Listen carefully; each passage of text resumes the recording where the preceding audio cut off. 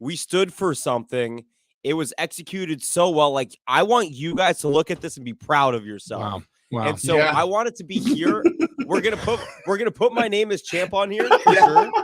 But I want you guys to know that you are part of this trophy. Well, I mean, I feel a part of it. Oh, Well, yeah, you made it, so. he still has the gold paint under his fingernails. That was That's a gold leaf. yeah, It's gold leaf. shellac. That's right. Yeah. Krylon spray paint is what that was. Yeah. Is it safe to inhale? Absolutely not. Yeah. Oh, Yeah. no, I mean, no. Yeah. Yeah, do not. Yeah, we should have put a disclaimer on the bottom. It comes with a paper bag. They call it huffing. That's leaded paint because we like how smooth it goes on. Yeah, it's high quality. Look at that thing. We should build a shelf in the studio. I was just thinking like somewhere so it could just be prominently displayed. Also, there is something to like, we got to bring Ben back down to earth. That guy, I mean, the way he bragged about how he was going to crush the 999 challenge. And then he was the first to tap that day. And then the way he bragged about his basketball game leading up to the Hardwood and Balls Classic.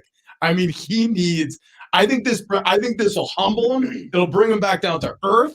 He's going to have to come to terms with, some inadequacies on a daily basis looking at this trophy walking in there. Could we get the door wrapped J-Riff before Ben comes back? Dude, yeah, we probably could. Yeah, right? I mean, that picture of you hoisting the trophy over your head, majestic. Yeah, like that. Yeah, like that picture. good. He somehow perfectly balanced the Coors Light tall boy, Jonathan Rifkin. But you saw how careful I was. Oh, yeah. I was like, I don't want this falling on my head. Yeah, that was impressive, especially since your arms must have been tired from making all those threes. Well, then again, you'll need 8 of them. He didn't have to shoot over a defender. right. He was waiting under the hoop. It's true. It's true.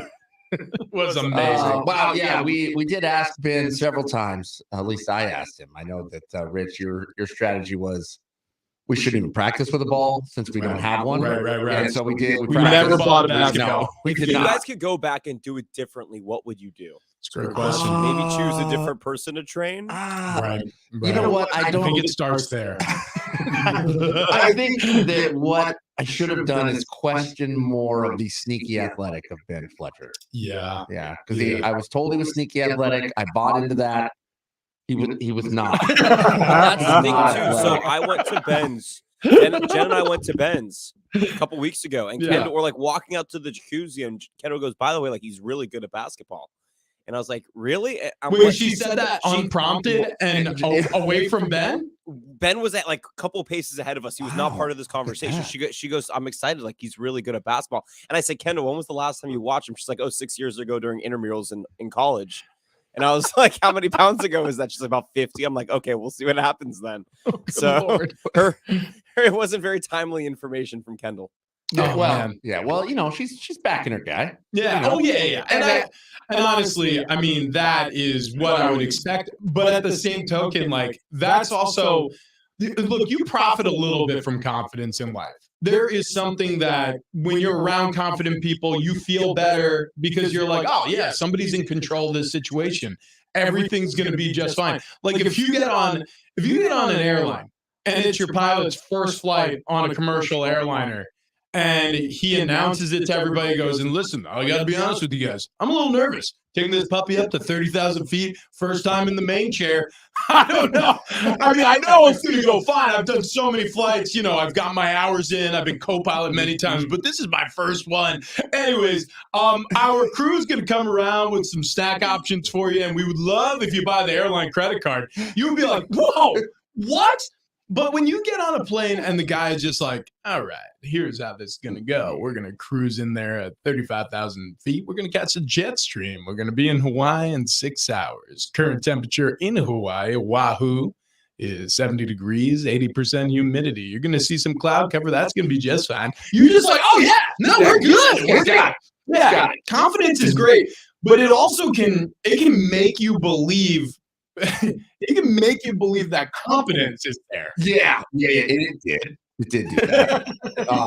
And look, I believe that Ben did have a little bit of an off day. I think that he's a better shooter than what was displayed at the Hardwood and Balls Classic. However, it wouldn't have mattered with the athleticism. He was burned in 90 seconds. Yeah. I don't know if fan and athlete are going to be in the same sentence ever again. Not on this show. Game 2, he wouldn't even give the ball back to J-Ref. Yeah, those antics. He was like throwing the ball away to like the bench.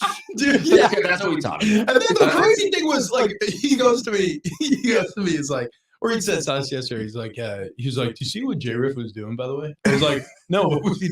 Yeah, I mean, we watched the whole thing, man. I was like, but what specifically are you talking about? He was like, yeah, there were times where he was like defending me when I was trying to clear the basketball. I was like, yeah, because he was trying to tire you out. I was like, it was actually a brilliant strategy. It worked. And I wish he would have done that because it really affected your ability to like lift your arms over your head so you could shoot baskets. Were you shocked at how sweaty Ben was? No. I'm sorry. I had a game plan for that. But it worked to his like I wanted to make it interesting, so I would like obviously I could have gotten my shot off whenever I wanted to, and I proved that. But like when the times that I drove and bricked, that's crazy. the times that I drove and bricked, whenever I want. Dude, there was a point where I think I said on the broadcast, I'm like, oh, now he's just toying with him. It's not fair. Yeah, I mean, like that. Yeah. I did think in game 1, I was like, well, maybe J-Ref let him stretch this out right now. He doesn't score one. I should have let him force game 3. No, he would have died. He would have gone to the hospital. Honestly, yeah. You saved us from a hefty ambulatory bill. Without a doubt. Look, you played very well, and you backed up all the talk, man. So congrats. Yeah, and by the way, it's Bar Cart Friday, and we haven't cracked the beer yet, and we deserve to crack one. Are you going to our office? I gotta get him. Okay, all right. So Rich is going to take a field trip to not our office. We do have a very, very big show today. Coming up in the 7 o'clock hour, Sam Tripoli will be here. Okay. 1, the dude is hilarious. 2, the guy can get weird. I mean, he can get weird. We can talk UFOs, we can talk conspiracy theories, and we can talk comedy. Are you a UFO guy, J-Rick? I don't know. I believe in aliens. Like, let me put that out there. Like, I 100% believe in aliens. Okay. I don't know about.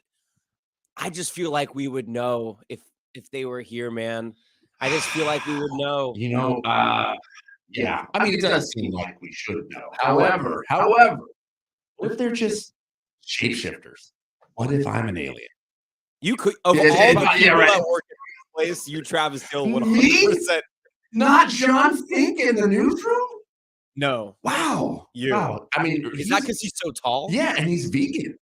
He's the largest vegan I've ever met in my life. By that definition, it's more than Schaefer? Yeah. Oh, really? No, largest. You're saying physical attributes. I didn't think you could grow that big on I'm talking about from like a Rain Man standpoint. You're sort of a jack of all trades type of guy. Well, and not many people possess that skill set. I'm like, well, that has to be alien brain technology. You know? Mm-hmm. Yeah, I mean, a jack of all trades, master of none. That is for sure. Okay, here we go. Rich in the studio, passing out the ale, Smith. Yeah, San Diego State. I like to celebrate where I won my trophy. That's 100% correct. That's 100% correct, without a doubt. Rich bringing the beer now to J-Riff on Bar Cart Friday. Beautiful. Okay, all right. We've got him in hand here. It is 6:17 on a Bar Cart Friday. Not the earliest, but pretty early. Yeah, we're late. Yeah, that's right. We're late. Woo! All right. And as we crack these open, and we there it is. Brew the trophy. J-Riff drinks the beer. This is a toast, man. Congrats on the victory. Yeah, congrats on the victory. And honestly, like I know we tease Ben relentlessly on this show, and we'll continue to do that. Yeah, absolutely. I'm really proud of him for just following through with it. Like there was never quit in him. Like right. And again, that confidence is incredibly alluring. There is something hearing somebody speak that openly about how great they are, where you're just like, there's 2 people on the planet who I know speak like Ben Fletcher. It's Michael Jordan and Ben Fletcher. Like, it's just like I cannot wait until Ben does his own docuseries. It's just gonna be amazing. It's gonna be like, we're gonna have to do this in a couple seasons, guys. I mean, 10 episodes will not be enough. Hey, did you talk about Tequila Collective? No, I have not. I did not all. I talked about Sam Tripoli. Okay, cool. Yeah, Sam Tripoli going to join us in the 7 o'clock hour. But update to Bar Cart Friday. I mentioned it earlier. Euphoric is going to be later on.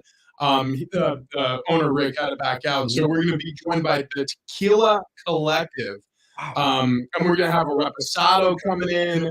We're going to have an extra Anejo tequila coming in. I mean, they have all sorts of stuff. What is this? 4 tequila barrel picks. The Codijo 1530 Honky Tonk Time Machine. I like that one a lot.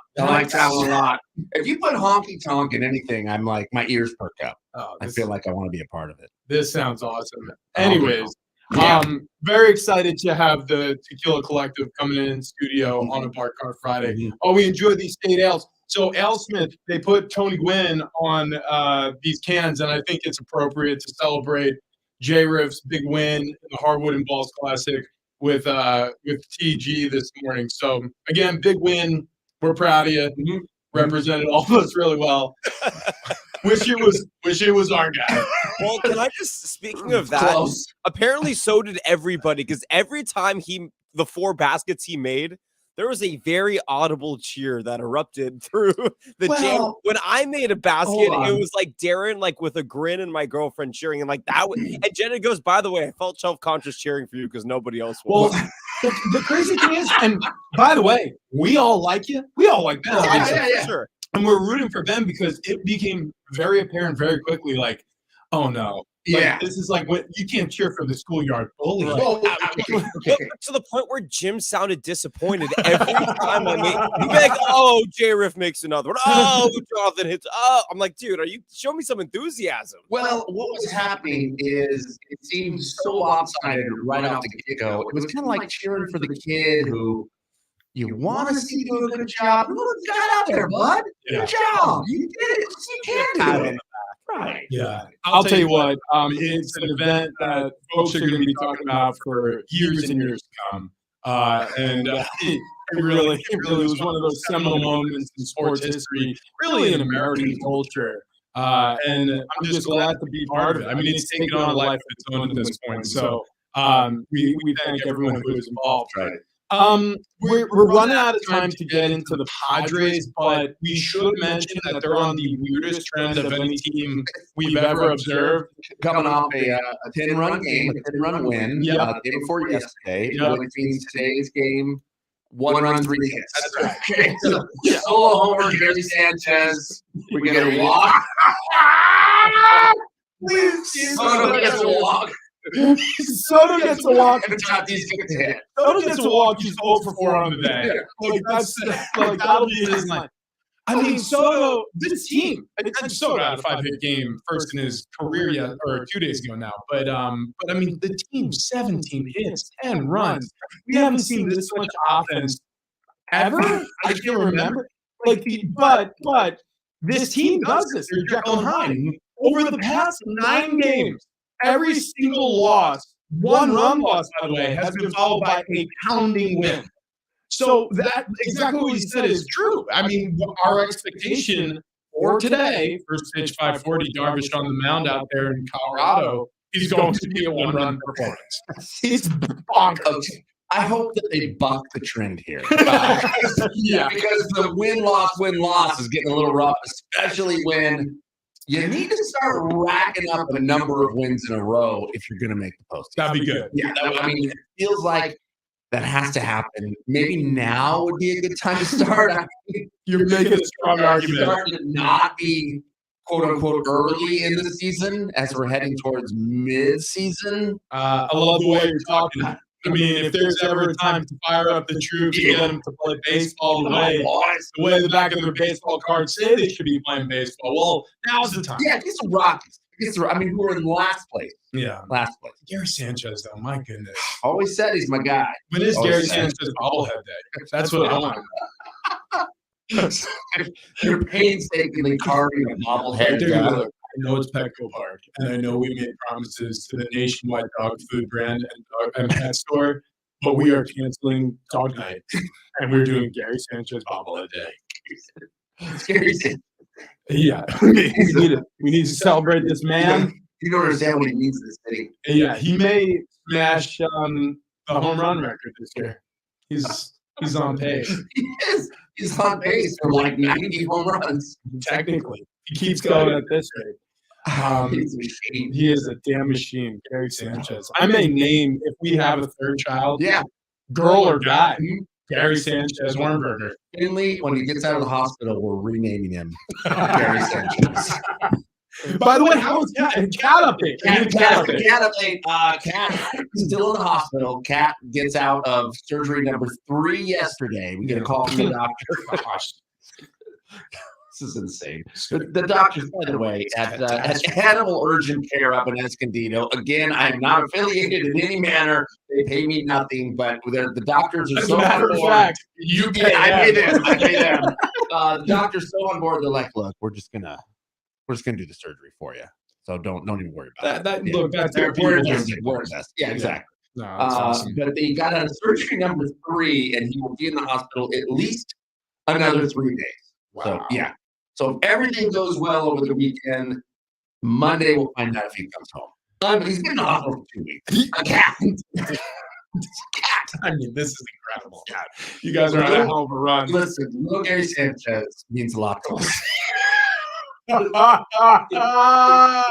People are going to start tuning into this show, and we're going to be talking about kidney stones. We're like, when did Gary Sanchez get kidney stones? Oh, no. Travis renamed his cat Gary Sanchez. Wait, it's a long this story. is all because your cat has kidney stones? Yeah, bladder stones in the bladder, block the urethra, could pee. Yeah. So it's either pee or die, man. I mean, that's actually I have that tattoo on my back. It's a good reminder. Yeah. Anyways, PGA Commissioner Jay Monahan, maybe the worst person ever. Yeah. And he doubled down on that. We'll play the sound for you coming up next.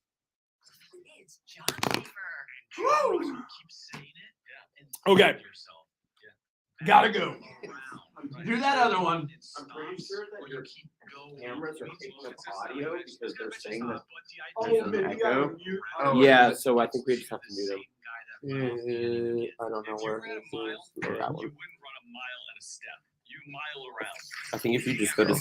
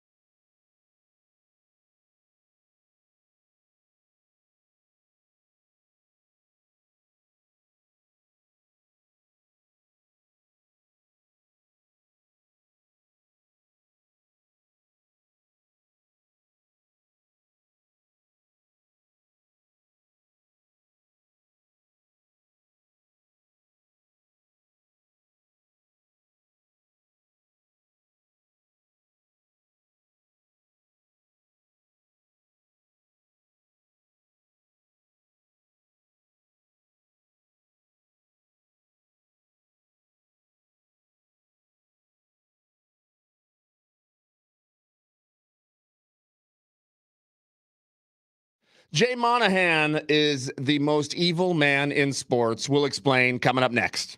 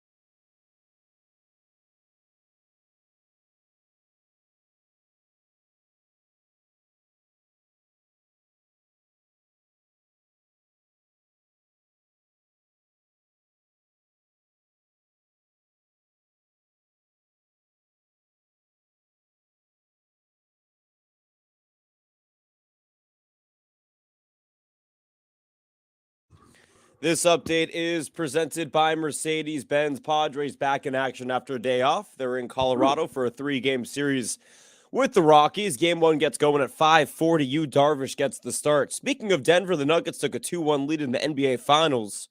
That goes into Game 4 against the Heat tonight. The action gets going at 5:30 on ABC. Speaking of Miami, the Florida Panthers stay alive in the Stanley Cup Finals after a 3-2 overtime win last night against the Golden Knights, but Vegas still leads that series 2-1. And speaking of Florida, Florida State couldn't stop Oklahoma's historic run that resulted in the Sooners' 3rd straight Women's College World Series national championship. Oklahoma won 3-1 and ended the season on a 53-game winning streak. They went 61-1 this season, both an NCAA record. Stunning design, unmatched intelligence, and a compact ready for anything build. Sometimes exceptional is the rule. The Mercedes-Benz GLA, a member of the unrivaled SUV family. Learn more at MBUSA.com.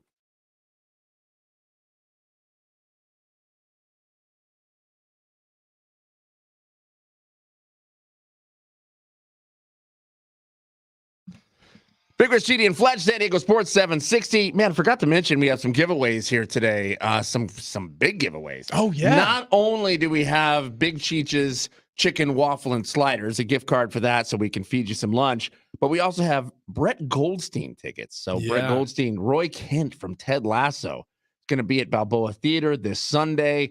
We got a couple pairs to give away. Probably do some tailgate trivia with that. So yeah, you want to stay tuned. If you're a big Ted Lasso fan, a big Roy Kent fan, this is your time. This is your day. Yeah, if you want those tickets, by the way, be listening this hour and the 8 o'clock hour. Yeah. We're going to give away tickets to that show this hour and in the 8 o'clock hour. So sometime within the next 28 minutes and 30 seconds. And then over the 8 o'clock hour at some point, you're going to get tickets to that show. Yeah. And I've heard, I haven't actually seen his comedy, but I've heard he is hysterical. So yeah, same thing. And I love him in Ted Lasso. Everybody love the show Ted Lasso. Haven't seen the show yet. I don't know how, dude. I know. You gotta watch it. You know, I'll tell you the reason why I haven't seen it. And it's look, I'm a romantic. I think if I'm nothing else, you guys know this about me. It's one of those shows that I am saving for Ann and I. Like, I refuse to watch it until we have time to watch it together, because I've heard from everybody like, no, you and Ann would love to watch it together. So I'm like, great. When the kids are in college, we'll sit down and watch Ted Lasso, because right now, these two little demons that we've created possess our souls. Speaking of demons, Jay Monahan of the PGA. Seems like such a nice guy. Honestly, if he was your friend, like say you were in college and you came home and you're like, hey, Mr. Monahan, it's great to see you. Yeah. Is Jamie home? Like Jay would probably be like the dad who you wanted to go and visit, because you know he's got the pool with the cabana in the back. Yep. And he's always saying things like, you guys want some sparkling watermelon juice? He's just like, God, Mr. Monahan's the best. He's always got soda on the fridge. Yeah. He's got RC cola. He's got extra caffeine. Dude, ding dongs covered in foil. But when it comes to his business dealings, he is a complete shade ball. Without a doubt. Oh my goodness. So for anybody who's catching up with this story, the PGA and the Live Golf League have merged.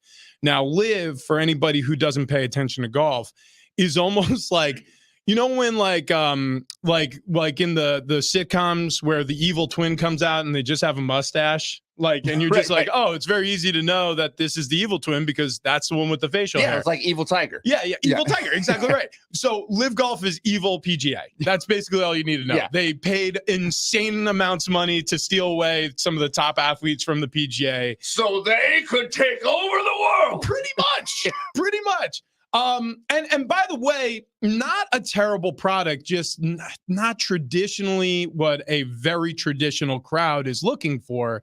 And so Live Golf has struggled to make a huge footprint in terms of viewership and things like that, ratings, etc. But they have boatloads of money. Yes, they do. The private investment fund in Saudi Arabia is backing Live, and they have trillions of dollars. It's a number you can't even wrap your head around. No, trillions of dollars. I mean, 1,000 billion tax-free dollars. Tax-free. Like, and they can do whatever they want with it. It's honestly, I mean, so much money that it seems limitless. Yeah. And in fact, if you have $1 trillion in the bank, you're making like $1 billion on it every year. So just sitting there. So this private investment fund over the past bunch of years has been investing deeply in sports, and golf is definitely one of those avenues that they're investing in. And this Live Golf League, like for example, Phil Mickelson was paid $400 million to join Live Golf. I thought it was 200. Maybe it was two. I think it was the first one, and he took 200 million, and everybody went, "Are you kidding me?" And Charles Barkley was like, "I mean, I'd murder someone for $200 million." He goes, "I would kill a family member, even one I liked." I think it was Rory who was offered either 400 or 300 million. 400 for Rory. And then Tiger Woods was offered $800 million. We heard $1 billion at one point for Tiger. Right. And I do think the first offer was 800 million, and then he turned it down. And then there was some now like, what about $1 billion? It was never a formal offer, but it sounded like it was the phone call of like more than $1 billion. Well, and you believe it because recently we just found out that Lionel Messi, before signing this deal with MLS, was reportedly guaranteed $1.6 billion to play in the Saudi soccer league. Like, I mean, it's just, we're talking about mind-numbing amounts of money that they have to back this Live Golf. So basically it was a waiting game. They were going to smoke out the PGA and then litigate them to death, having them go to court because they weren't going to settle these athletes who were suing the PGA, and they were going to have to open their books. So PGA didn't want to do that. And unfortunately for Jay Monahan, instead of attacking the business tactics, instead of attacking Live Golf for how they were comporting themselves from a business sense, he took the moral route. Right. And he invoked the deaths that occurred during 9/11, the attacks on the United States, to say, like, you are siding with the terrorists if you go to Live Golf. Basically, I'm paraphrasing. Right. You are correct. But that was the inference. Yes. Yeah.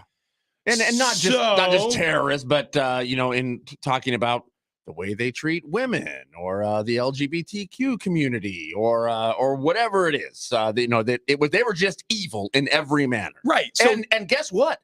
It worked on a lot of people. It worked. A lot of people were like, if you side with Liv, you're kind of siding with the bad guys, right? Darth Vader, man. Dark side. So what ended up happening was Jay Monahan has accepted a role as the CEO of the overseeing group that will now merge Live Golf, PGA, and DP World Tour, which is the European Tour. He will be paid handsomely in that role, I promise you. Mm-hmm. And the primary investor, the only investor who's allowed to invest, is the private investment fund from Saudi Arabia. Wow. So, wow. Things have changed. Wow. Obviously, Jay feels differently about all of this emotional stuff that he was invoking when he was saying those are the bad guys that we don't do business with. Right. And now it's keep your friends close. Yeah, keep your enemies closer. That's why I did it. I had to do it. Here's Jay Monahan trying his hardest not to respond to the 9/11 Families United group on the fact that he borrowed their message to condemn players who left the PGA for Live Golf. Jay, the 9/11 Families United made a strong statement yesterday. They said you co-opted the 9/11 community in taking a moral stance against Live. How would you respond to that group? Well, I read Terry's comments. I obviously acknowledge her loss and completely understand her position. And to the question that you were just asking, I think about the fact that I allowed confidentiality to prevail here. Right. And allowing confidentiality to prevail, I did not communicate to very important constituents, including the families of 9/11. And I regret that. I really do. But as we sit here today, I think it's important to reiterate that I feel like the move that we've made and how we move forward is in the best interest of our sport. We've eliminated those fractures. But for any Any difficulties I've caused on that front, again, I have to own that as well. And that comes back to communication. Wow. And I'd like to answer that question with a question. How did you respond to the 9/11 Families United group, Bob? Yeah. What an incredible. He spent a minute responding, maybe a minute 10. And he said 11 words. I feel things and I'm saying words.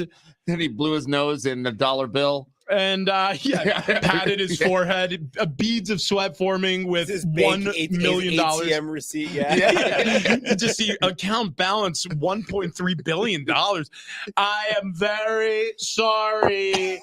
Actually, that's the other thing. Never apologized. Said he regrets that he wasn't more transparent with his communications. It's incredible how people go out of their way not to say I'm sorry. And the reason for that is because the next question is, sorry for what? Yeah, exactly. What do you like? So what are you responsible for? Mm-hmm. It's all to tap dance around saying anything that can get you in legal trouble. We knew that he wasn't going to say anything answering this question of any substance because he is going to go home and he's going to take a deep breath and be like, okay, my soul is worth $1 billion, but that means I do have $1 billion. It's very true. Yeah. Very true. Yeah. Yeah. I'm going to have to walk to the other side of this 40,000 square foot home. I am exhausted, exhausted from bowling in my own private bowling alley. My eyes are so dry from using my in-home movie theater. Yeah, Exactly. you know what I hate? I hate the fact that I can't see the whole screen without moving my head. Like, because it's such a gigantic effing screen. Do you know what kind of neck pain that brings? Do you know how bad I feel when I'm like, I would like to jump in the pool, but which one do I choose? It's so silly that some people think that the water feature out front is a pool. It's not. It's a fountain, you plebeians. Oh. Remove those ducks immediately. Yeah. Are they paying rent? Where's Manuel? It is outrageous. Like the audacity of this man and what he has represented through this whole process of, it's been 18 or 19 months. This hasn't been a long time. It's really bad. Has it been even that long? It's been 18 months. It's been just over a year and a half. Wow. It doesn't seem like it's been that long. But so look, I mean, the hate flow through you. the new golf, the way it's going to look, and these seasons are going to finish out. Liv is going to finish their season. PJ is going to finish their season. DP World Tour is going to finish their season. But the new golf is going to look different. I don't know how different. I don't know what that means. You're going to have all the restrictions that were placed on any of these defectors to lift golf basically lifted. They're going to be welcome back on the PGA Tour, my guess. They're going to be at every major. And we're going to probably have some sort of collaboration. Will Liv continue to exist? I don't know. Maybe it'll dissolve into the PGA. Maybe they'll call it something different altogether. I doubt it. So I feel like the PGA, from a brand recognition standpoint, they want to carry that banner. 1,000,000%. Yeah. But yeah, it's going to look different. It's going to look different. And this story will die down, and Jay Monahan knows that. And then he's going to keep filling up that refrigerator by the pool with tons of sodas that his kids' friends love. Yeah, but he probably should just stop talking. Yeah. I mean, just disappear for a little bit, man, and let people say whatever they're going to say about you, and let that go on for a couple months before you come back out and say anything. Yeah. This is crazy. Yeah. It is crazy. It is. You know what they say, though? If you do get some Live golf money, you should buy dirt. Yeah. And right that's here in San Diego. Buy a lot of it because, I mean, it's pretty affordable. So who's buying up that dirt? We'll talk about it coming up next.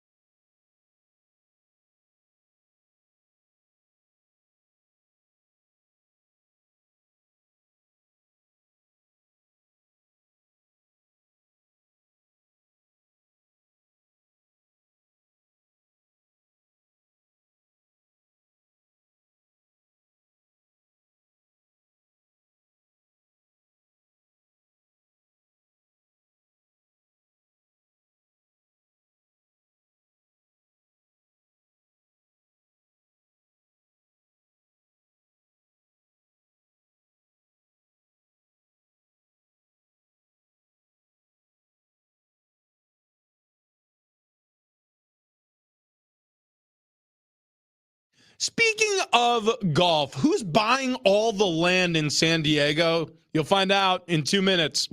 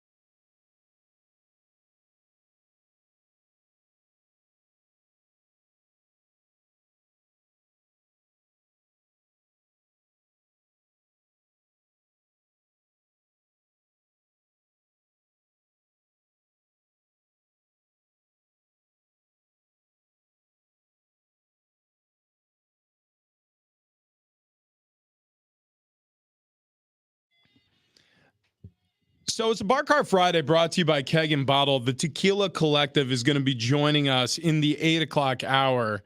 Tony Kanja, our owner-operator of Keg and Bottle here in San Diego with 10 locations. Convenient if you need beer, liquor, wine, you need a Father's Day present. Yeah. We did that one year. We bought my pops a old bottle of scotch. Oh, that's cool. And That's cool. The three of us pitched in on it. It was like, it was one of those expensive bottles, and he enjoyed it for a year. That's cool. So if anybody out there is listening, right, and you just haven't figured it out yet, I'm telling you that if your dad, even if your dad's not like an everyday drinker, if he's a special occasions drinker, it's cool. It's cool to gift wrap something and hand it off to him. 1,000,000%. And they're doing engraving. Oh yeah, that's right. Yeah, I mean, so an engraved bottle up on the shelf, that's awesome. Yeah, I mean, very cool. totally awesome. Also, Brett Goldstein tickets. What do you want to do these? 55? Yeah, let's do 55. 55. That way people on the stream can jump in on these. Roy Kent from Ted Lasso, Brett Goldstein. He's going to be at Balboa Theater this Sunday. So at 8:55, we want you to be calling number 5, 844-570-1360, and you'll win those. So if you're listening on the stream, 8:55, man, start dialing on the nose. I thought you were going to say caller number 55. Yeah, caller number 55. Yeah, that's a good idea. You didn't have to work during the hardwood and balls class. 55 threes, yeah. Caller.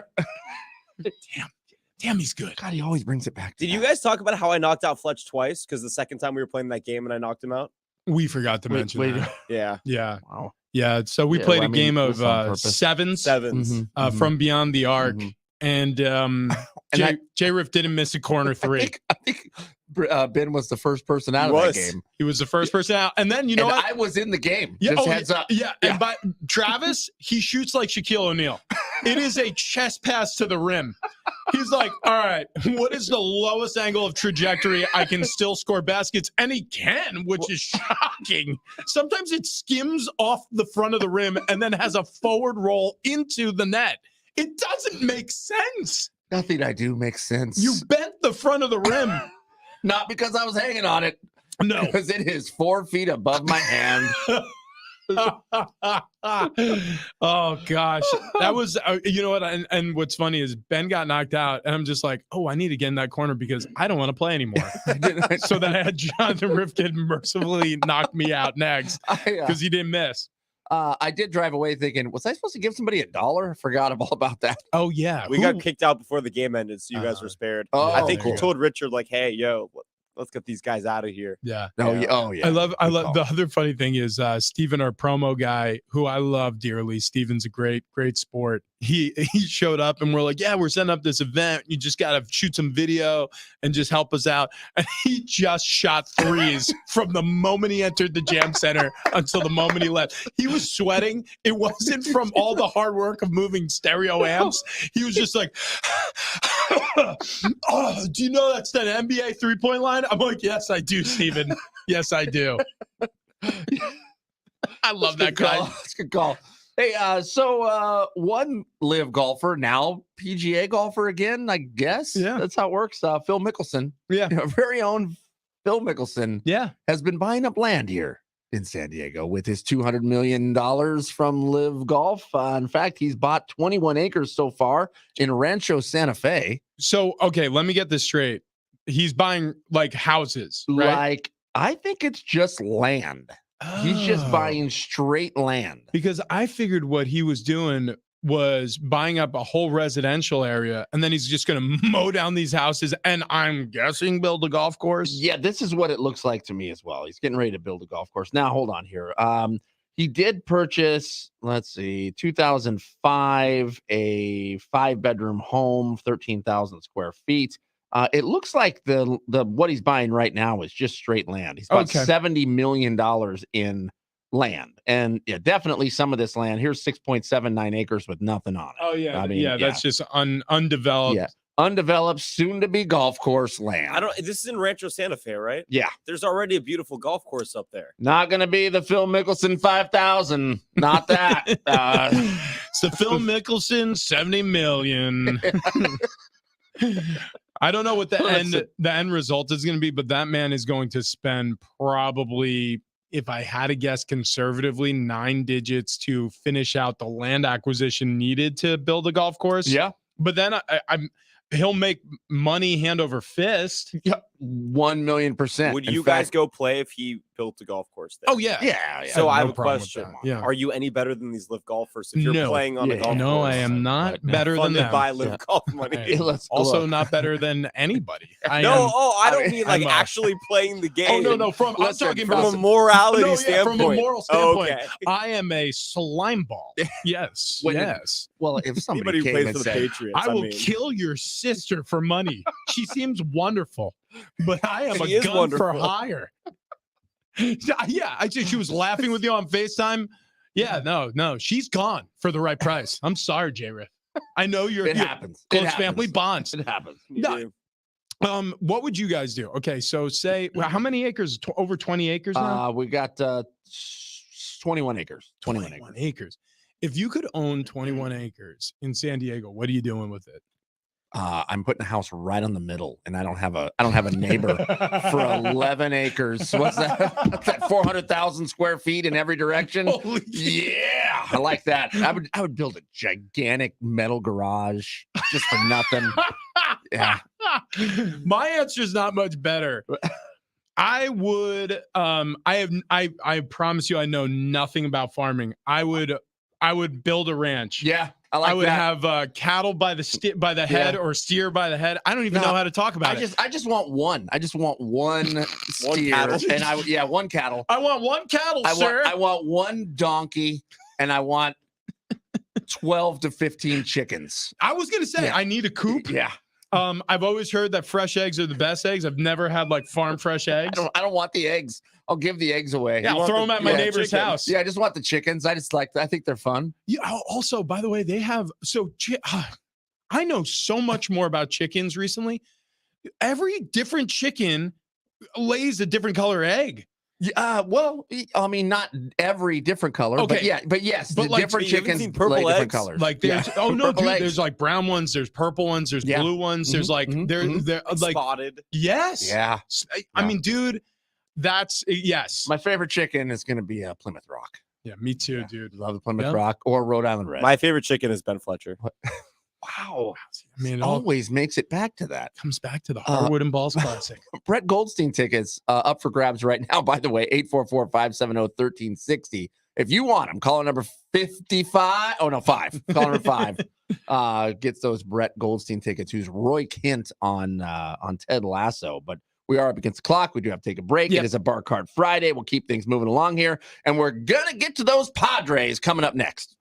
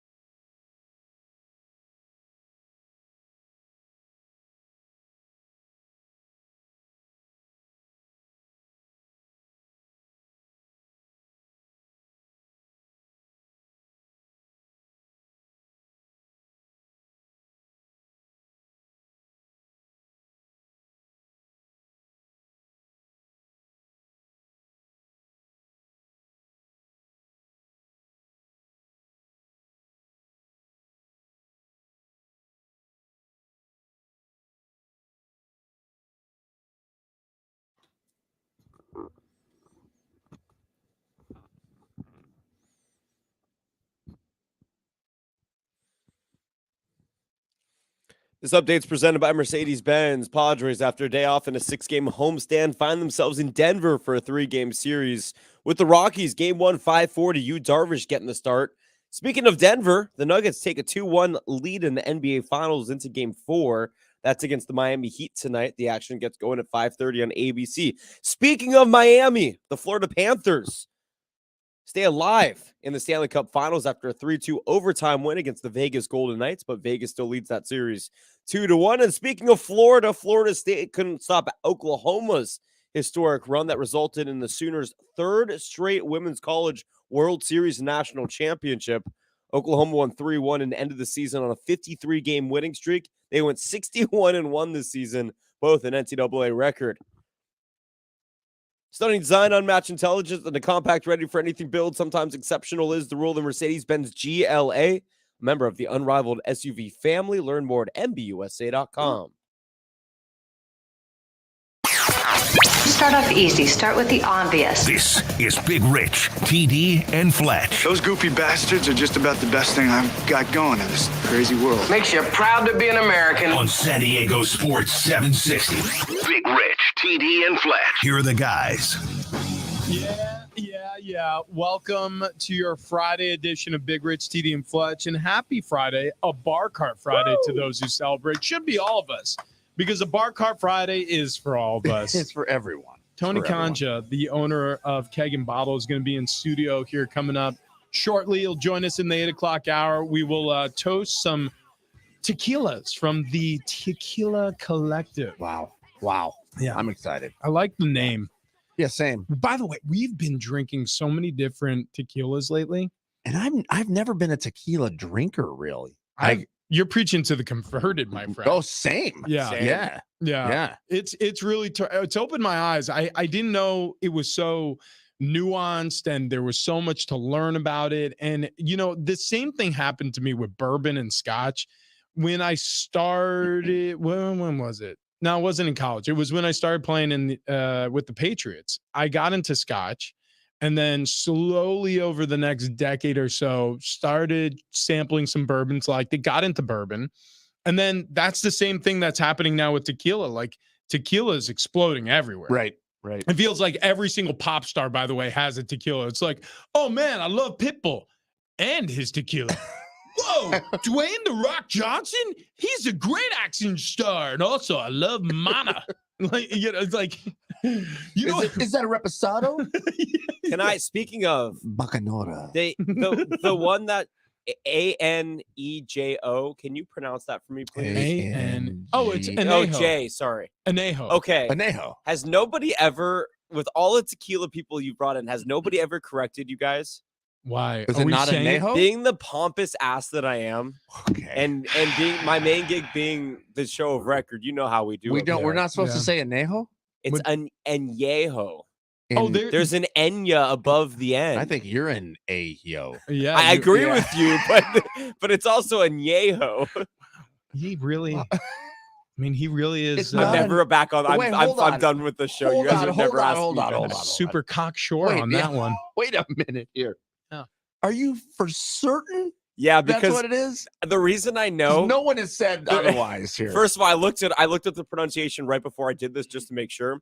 But you guys did a looky a couple weeks ago where you said Anejo and Darren goes over talk back and goes, "It's Añejo," and I was like, "Oh, I guess it's Añejo." Wow. And then I looked it up. I'm like, "Yep, all right." Wow. You actually, now that you mention it, yeah, it does make sense. We recently had another owner operator from a tequila brand on. And that's how he was saying it, Añejo.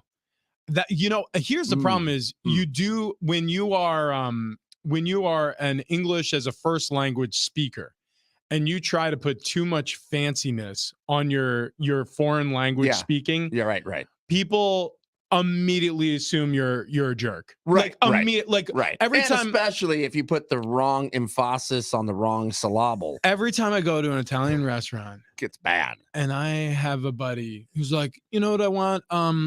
You know what sounds really good?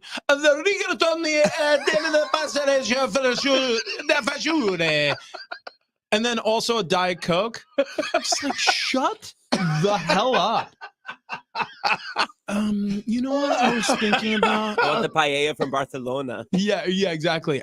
You know what I was thinking about actually, because I tried the lasagna alla parmigiana last time. I'm gonna try the pasta fagioli. But could you give me a side of ranch dressing this time? Because I love ranch on my pasta. Ranch on pasta works well. We were at Olive Garden. And I was like, you know what? Best Italian restaurant out there. Authentic, very authentic. And I said to the waiter, I was like, I'm going to have the Tour d'Italy. And he's like, all right. And Sarah, my wife's like, what? And I was like, the Tour d'Italy. And she's like, why are you calling it that? I'm like, that's what it's called. It literally says Tour of Italy on the. Like I thought it was Tour d'Italy.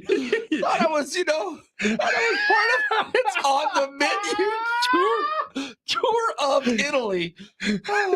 Tour d'Italy. I was like, man, I want to take the whole damn tour, man. Tell you right now, I watch fancy shows. Yeah, come Travel on. Channel. Listen, you don't bring me that Tour d'Italy, I'm going to head over to Applebee's right now. That's right. Can't stop me, man. Tell you right now, Chili's, they sell fettuccine. And I'm going to get me some from this gentleman named Alfredo. You guys got that?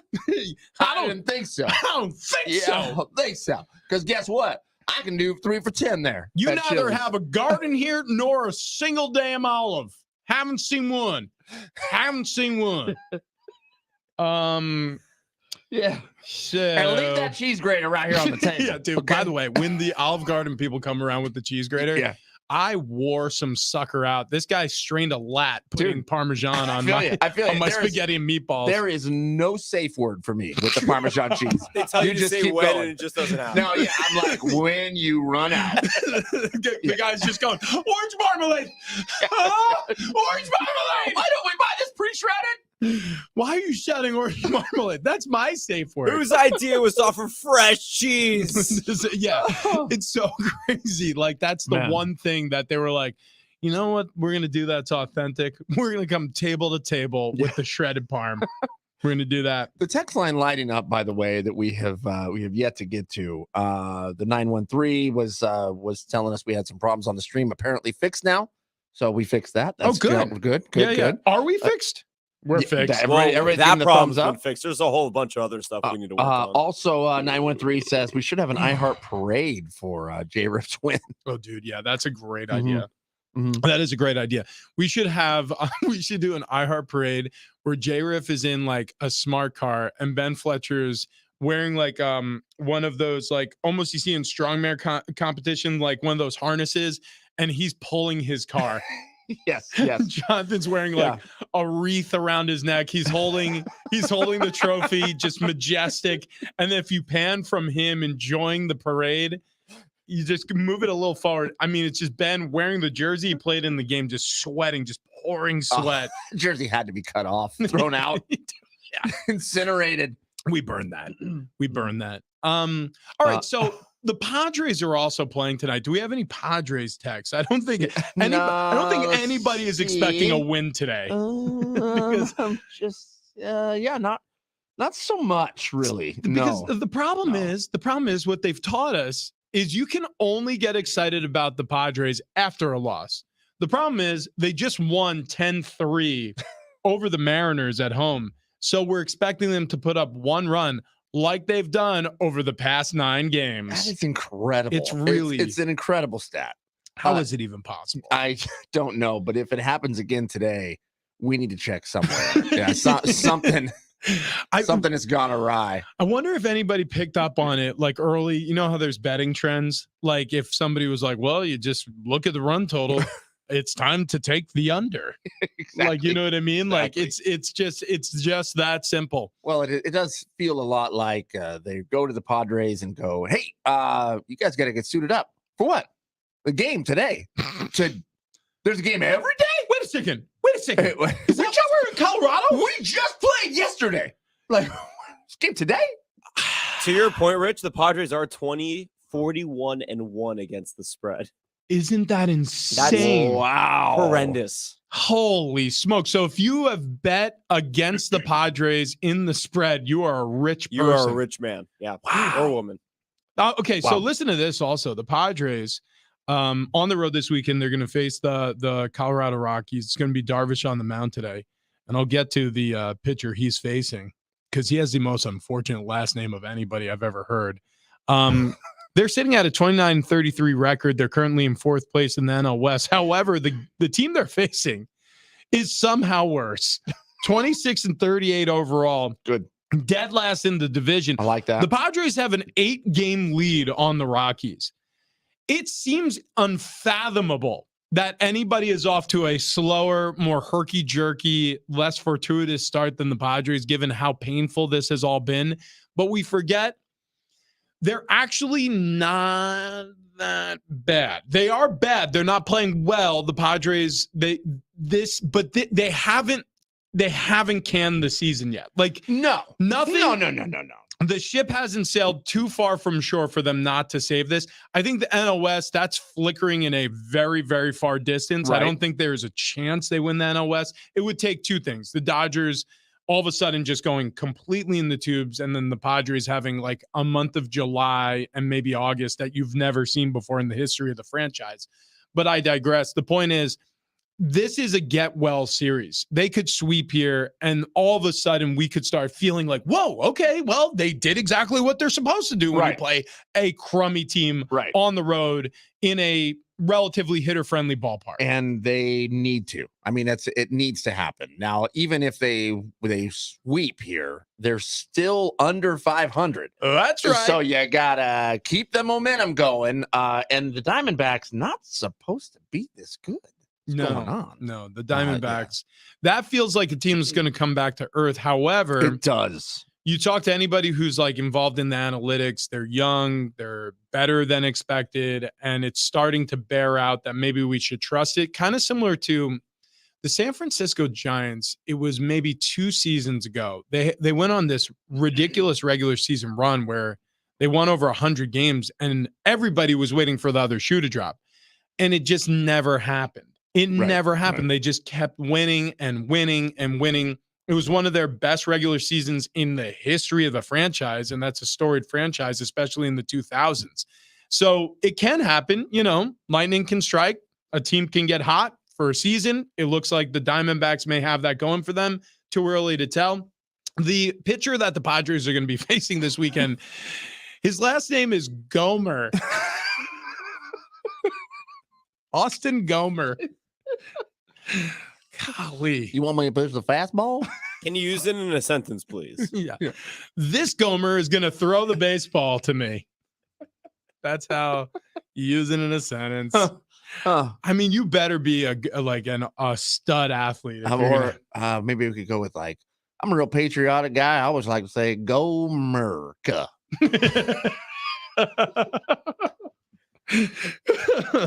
Yeah. So anyways, this weekend, look, this is what I'm praying for. Break the trend. Stop this nonsense. Stop getting hot and then just completely spiraling the next game. Yeah. Maybe the day's rest or the travel day in between the series against the Mariners and the getaway day does some good for them. Maybe these guys got out golfing.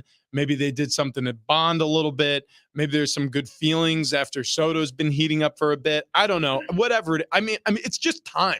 I mean, it's June. We've been talking about this all season long, which feels like forever. It's not. We're still talking about a relatively short sample size, but like we got to get going if this is going to be a good season. Need some consistent wins here instead of the consistent inconsistency that we've been seeing pretty much the entire season. I mean, you got to go. Then we got to go on this 10-game run where it looks like the Diamondbacks, where they've gone 8-2 in the past 10. Let the Padres do an 8-2 run here. Get that feeling going where you can just get some momentum. They're going to do that though, Trav. Like the reason the Diamondbacks are dominant right now is because of their pitching. The Padres offense is so much better than any single person. Like you could put, Gary Sanchez is hitting better than any Diamondback player is currently hitting right now based on the reason Diamondbacks are so good is the pitching. When the pitching and the hitting for the Padres are parallel, which it will be, I mean, it's game over. It's going to happen. You are correct. It will be according to analytics. It will be according to statistics. I mean, you flip a coin 100 times. In theory, you have 50 heads, 50 tails. So when you're looking at statistics, going, well, I mean, the statistics show this team should start winning. However, it just hasn't clicked over yet. I mean, it just hasn't happened. Which what's going to happen is if this continues on this trend, those statistics start to change. Do you think this trend will continue? Both of you, honestly. You mean the up and down? Yeah. The win game, lose game. Yeah, I do. I unfortunately do. I don't know. Okay, I'll compare it to this.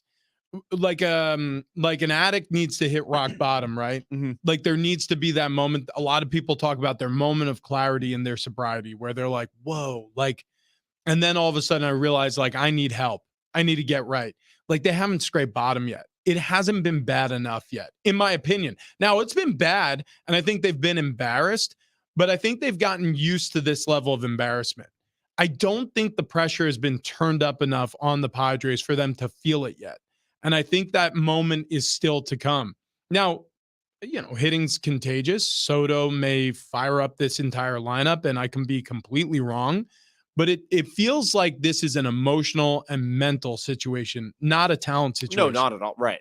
They have the talent. They're going to talent their way to the postseason. Like, we know they'll find their way into the postseason. Yeah, right? and that's kind of my point is, like, I feel like with a roster this talented, with all of these all-stars, everywhere you look, eventually they're going to scrape bottom, and they're going to be like, you know what? Now's the time we turn it on. But it ain't going to be June 9th in Colorado. I just don't see it. So you don't feel like the adversity that they're currently going through and that they've already faced this season is enough to really turn this around? I don't. So what needs to happen? What's going to happen is people are going to have to, well, not people, the guys in the clubhouse on a daily basis have to realize like, oh, this season is slipping away officially. We're not there yet. I mean, they made it in as a wild card last year. They made it to the NLCS. So the fact that they did it proves to them they can. And so they could still slither their way in. What are they, 3 games back in the wild card hunt right now? So, I mean, they're not out of it. Not even by a long shot. You can make up 3 games in no time. But say they fall to 5. Say they fall to 6. Say they fall to 7. All of a sudden, I feel like this is going to be that come to Jesus moment where they go, whoa, like we are now behind the 8 ball, firmly behind the 8 ball. We need to change something. And that's when change will come. I just don't think they're feeling it yet. I think they are feeling it. I mean, I don't want to speak for them. I don't know them personally. I don't know what they talk about when they go home or get on the plane and head to Colorado. Are they talking more about, the pitching? Are they looking at film of the pitcher or the hitters that they're going to be facing? Or are they booking their golf destinations? I don't know. It all depends on how seriously they're taking the next series, I just don't know if they've scraped bottom yet. Sam Tripoli going to be joining us in studio coming up here in about 10 minutes. Excited to chat with him. Awesome stand-up comedian, podcaster. Before we get to him, though, Travis is going to live forever. Yeah. Oh, yeah. Oh, without a doubt. You have cracked the code. Well, it wasn't me. It was science. Okay, go ahead. Science. Apparently, they've been testing rats and monkeys and giving them supplements of taurine. Is that how you say it? Yeah, taurine. I mean, it's written right on the top of every energy drink can. And I mean, I have a lot of it. I consume a lot. So I feel like I'm going to live forever. Apparently what the science says is so check this out. It's extending life and causing them to be younger, like younger, longer, look younger, feel younger. That's me for sure. Look at me. Researchers found that a high daily dose of taurine, an amino acid commonly added to energy drinks, like you said, and naturally found in various foods, help delay death and mitigate against biological ravages of aging. Strength, memory, and metabolism improved in the lab animals tested. This all released yesterday in Science. Take that, everyone who sends me those articles about how I'm going to die. Inflammation and DNA damage were kept at bay, and middle-aged mice that regularly took taurine supplements lived significantly longer than those that did not. Dude, you I'm are gonna live forever. The amount of preservatives and taurine I've put in my body. you are pickling yourself.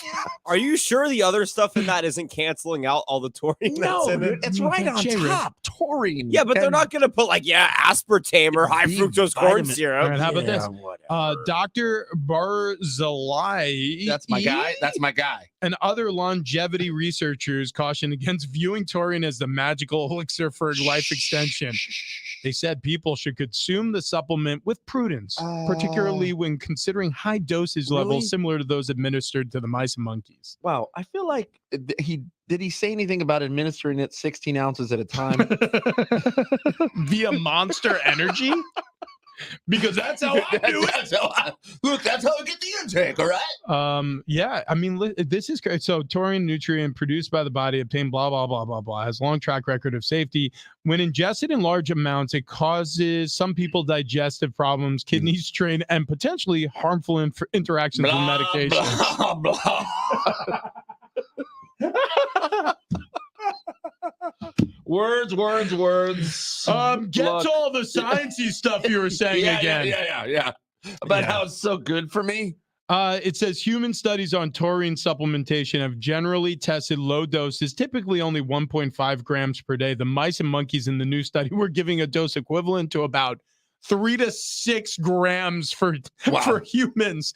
So you're gonna have to bump up your intake. We got to take a break because our guest coming up, Sam Tripoli, is waiting at the door. I got to go let him in. Okay. Yeah. Sam Tripoli coming up next. Comedian going to be in studio with us. Big Rich, TD, and Fletch.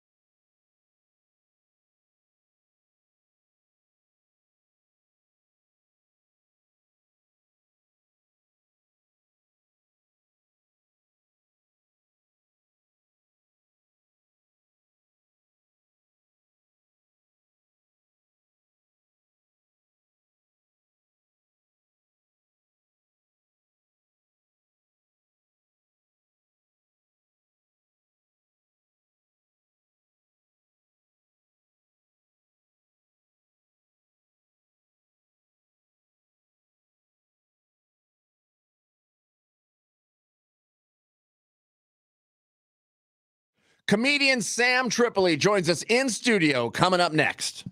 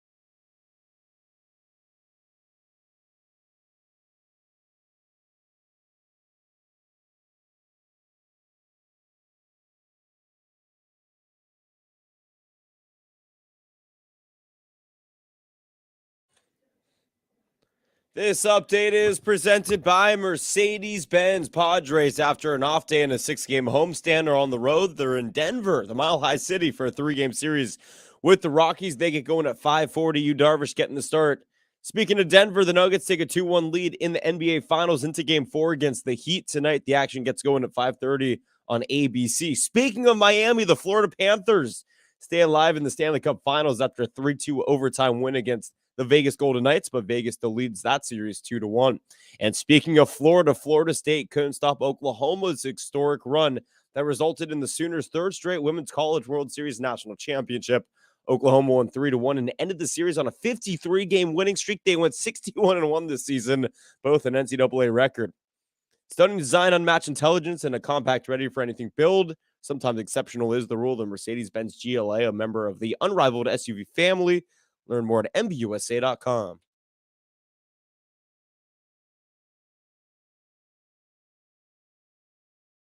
Big Rich and Fletch here on a Bar Cart Friday, brought to you by Keg and Bottle. 10 locations all around San Diego. Easy to pick up something for Father's Day. They are engraving bottles right now, but you got to give them a couple days. So Tony will help you out with that. Stop by any Keg and Bottle location. Meanwhile, pretty cool day, man. Yeah. Sam Tripoli in studio with us. Sam, how are you, man? Good to be here. Very excited. Oh, this is awesome. This is awesome. So you're going to be at American Comedy Company tonight and tomorrow night. Yeah. One show tonight, 2 shows tomorrow night, and it's right in that nice little heart of San Diego, and it's great. You just walk around and look at everybody's attractive down there. Like the homeless people, rickshaw people, everybody's just so good people. Right? Everywhere else, a rickshaw person looks like, oh, I'm getting traffic. Get me, but there it's like, I'm so attractive. I'm telling you, the calves on those people. Unbelievable. It's the first thing I look. As a former athlete, I'm thinking to myself, like, the posterior chain on these people has to be in the most insane shape. The hammies and the calves. Yeah, I'm sure. Get on a rickshaw tonight, look down, and you're going to impress. Like, it's like tree trunks. Dude, it's like watching a bobsledder out there. And I'm really looking for tree trunks because I started jujitsu, and it's like there's nothing worse than getting locked down by 2 tree trunks, man. I've been doing, it sucks. Triangle choke, yeah. Oh, the worst, bro. The worst. Jiu-jitsu. How'd you get into this? Well, I live in constant fear of society crumbling, so I'm taking boxing, Krav Maga, jiu-jitsu.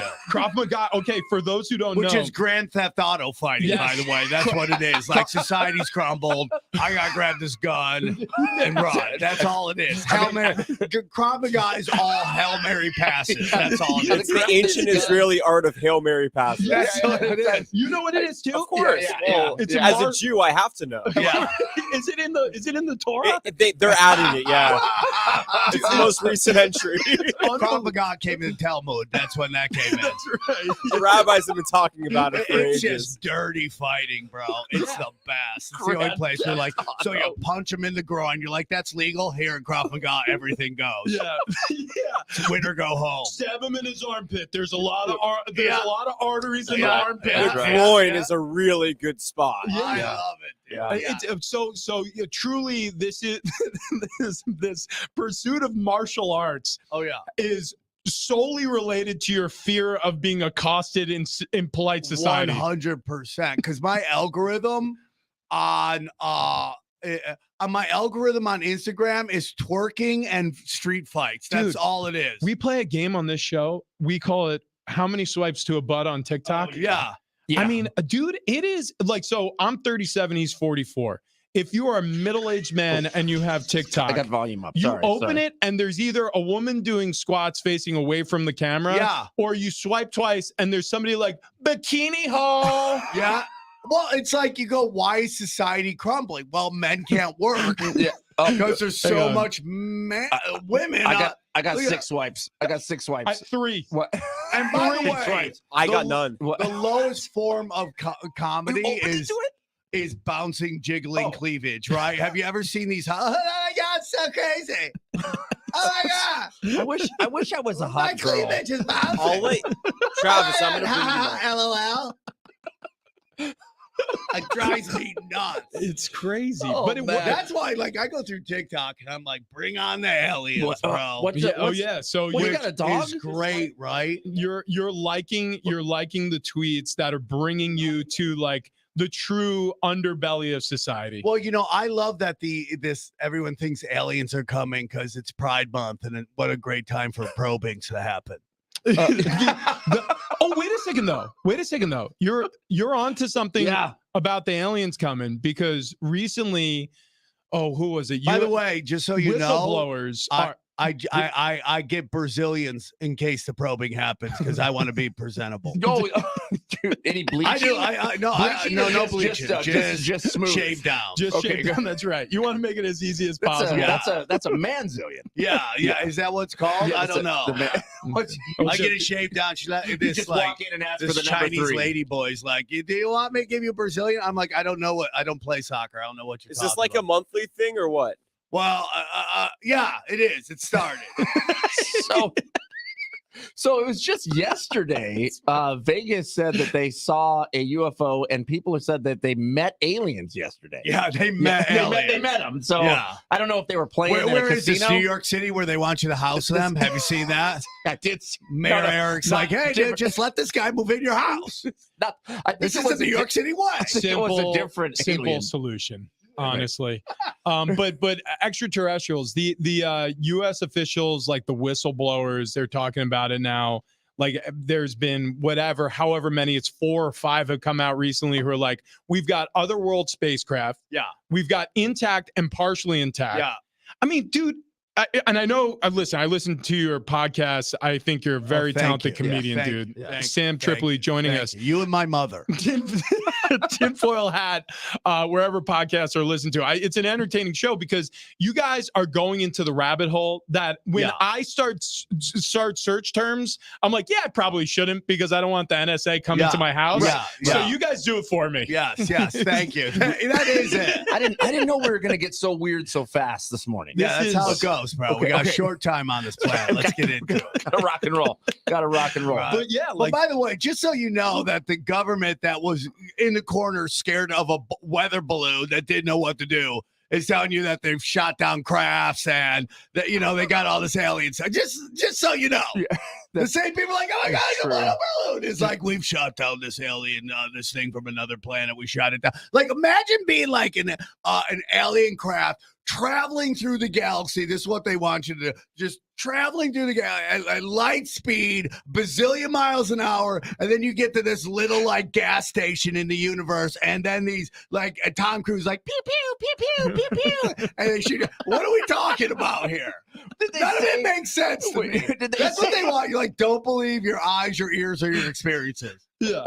Did they say they shot him down, or they just crashed arbitrarily? One of them was one that of they them shot said, him, yeah. that they engaged it and shot it down. Oh, okay. I didn't hear That this was one. right after the weather balloon. We don't know what's going on here. This weather balloon just like, Yeah, just over like Lake Michigan, just hanging out around the Midwest. like, jet fighters go. They're just running around, right? It's like crazy. The whole thing is nuts. Yeah. We used a missile. That's right. So let me get this right. Again, the thing travels billions of miles, light years, and all of a sudden it's like pew pew pew. And like, what do we know? Boom! And come on, man. And we're dead. And we're dead. And we're in a bed here. What did you die though? Yeah. Well, it's amazing. Like I said, when you get into the various rabbit holes on the internet, you could get very strange really quick. Like there are certain people who theorize that we've been visited, we've been invaded, and they walk among us. There are people who think that we are an alien race where we've been almost like planted. Yeah. And almost like the way I compare it is like if you've got a cherry tomato garden in your backyard, right? You're gonna go out there, you're gonna prune sometimes. Yeah. Sometimes you're gonna pick. Yeah. Sometimes you're gonna water. Yeah. I mean, it's just you've planted it, so you got to take care of it. So maybe these visitors are like, hey, yeah, look, they've got nukes now. Yeah. Uh-oh. Like we're just sea monkeys that have been armed. Is that what you're talking about? Yeah. Like it's getting weird out there. Yeah, it's definitely interesting. One of my favorite theories is I think it's by the Cantonites, which is like this is a false reality, and it's very funny if you listen to it. It's like so basically the belief is that, and this is kind of very much about what's going on in society right now. So basically that there is God, the all, and he there's a male and a female part of the all, right? Yeah. And the female part, called Sophia, decided she wanted to make life without a man, which makes her the first feminist, right? She's like, I don't need a man, right? So she created what is called the demiurge, right? The demiurge saw his reflection and said, I want to be God, and created this reality, which is this whole that we live in a reincarnation loop over and over again. So the whole theory is like when you pass, right? Yeah. You get visited by your relatives, and they're like, hey, come, you got to go hang out with us. Like your grandma will be like, come on, you come into the light. She'll just tell me the truth you is, need to cut your hair and shave. yes. Which screw Or you, get a grandma. Brazilian. Yeah. So or get a Brazilian, right? But My grandma always tells me, like, you gotta clean that up. Come on, gotta be presentable. Well, your grandma would Yeah. be like, you gotta have always clean underwear. Well, what about a shave down too? It's like, yo, if you're gonna get probed. That was a Bruce Springsteen song. I'm pretty sure that's what it was about. Yeah, It was about his first his manzillion. It was about his first manzillion. So as heard of Jerry Maguire. Yeah. Show me the money. The money was actually his bare ass. Just a fresh, clean shaved hair down. ass. So the whole thing is that if you're going into the light and you get visited by your relatives, now you come into the light, and the truth is that's supposed to be archons. Oh. So what I'm trying to tell you is when you're in the light and you see your grandma, punch your grandma.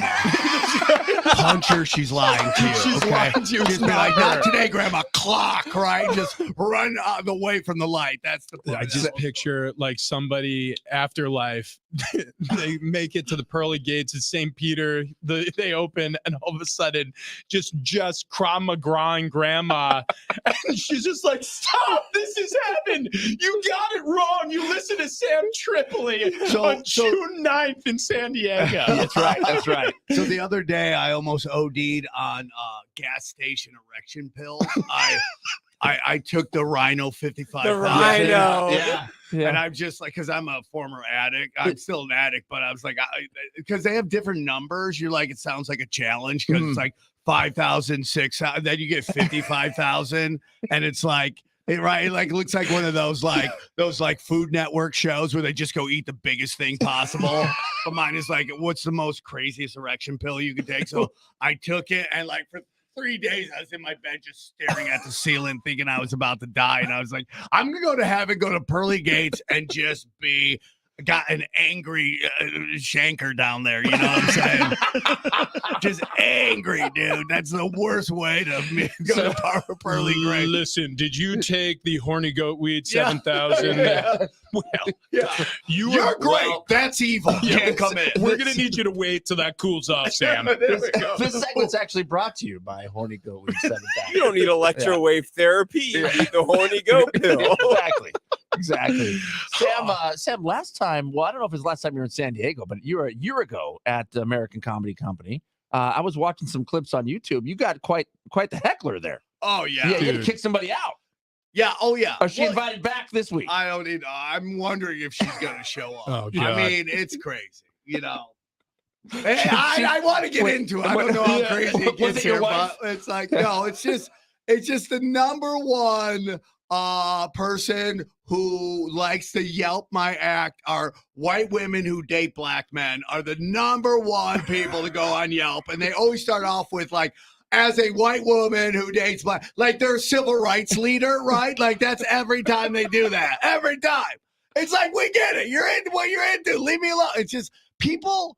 We're just in this kind of place right now where it's you're doing comedy, right? Yeah. Everything is we're so soft that any kind of just discussion of any group is seen as bigotry. It's like so crazy. Like all you do is tell me to celebrate our diversity. And then when I say I talk about observations on this diversity, now I'm the worst person ever. Here's the deal. It's just you're in the context of a comedy club, right? You're in the context of talking to people who are there paying you to laugh. Right. And you're trying to entertain them and they walk away offended. I don't understand that dynamic. Dude, I do get it because I love comedy. I always have. And like I said, I think you're a very funny guy and we're thrilled to have you on the show today as a result. Even after that Yelp story, I feel like the room just even with the Los Angeles Dodgers hat.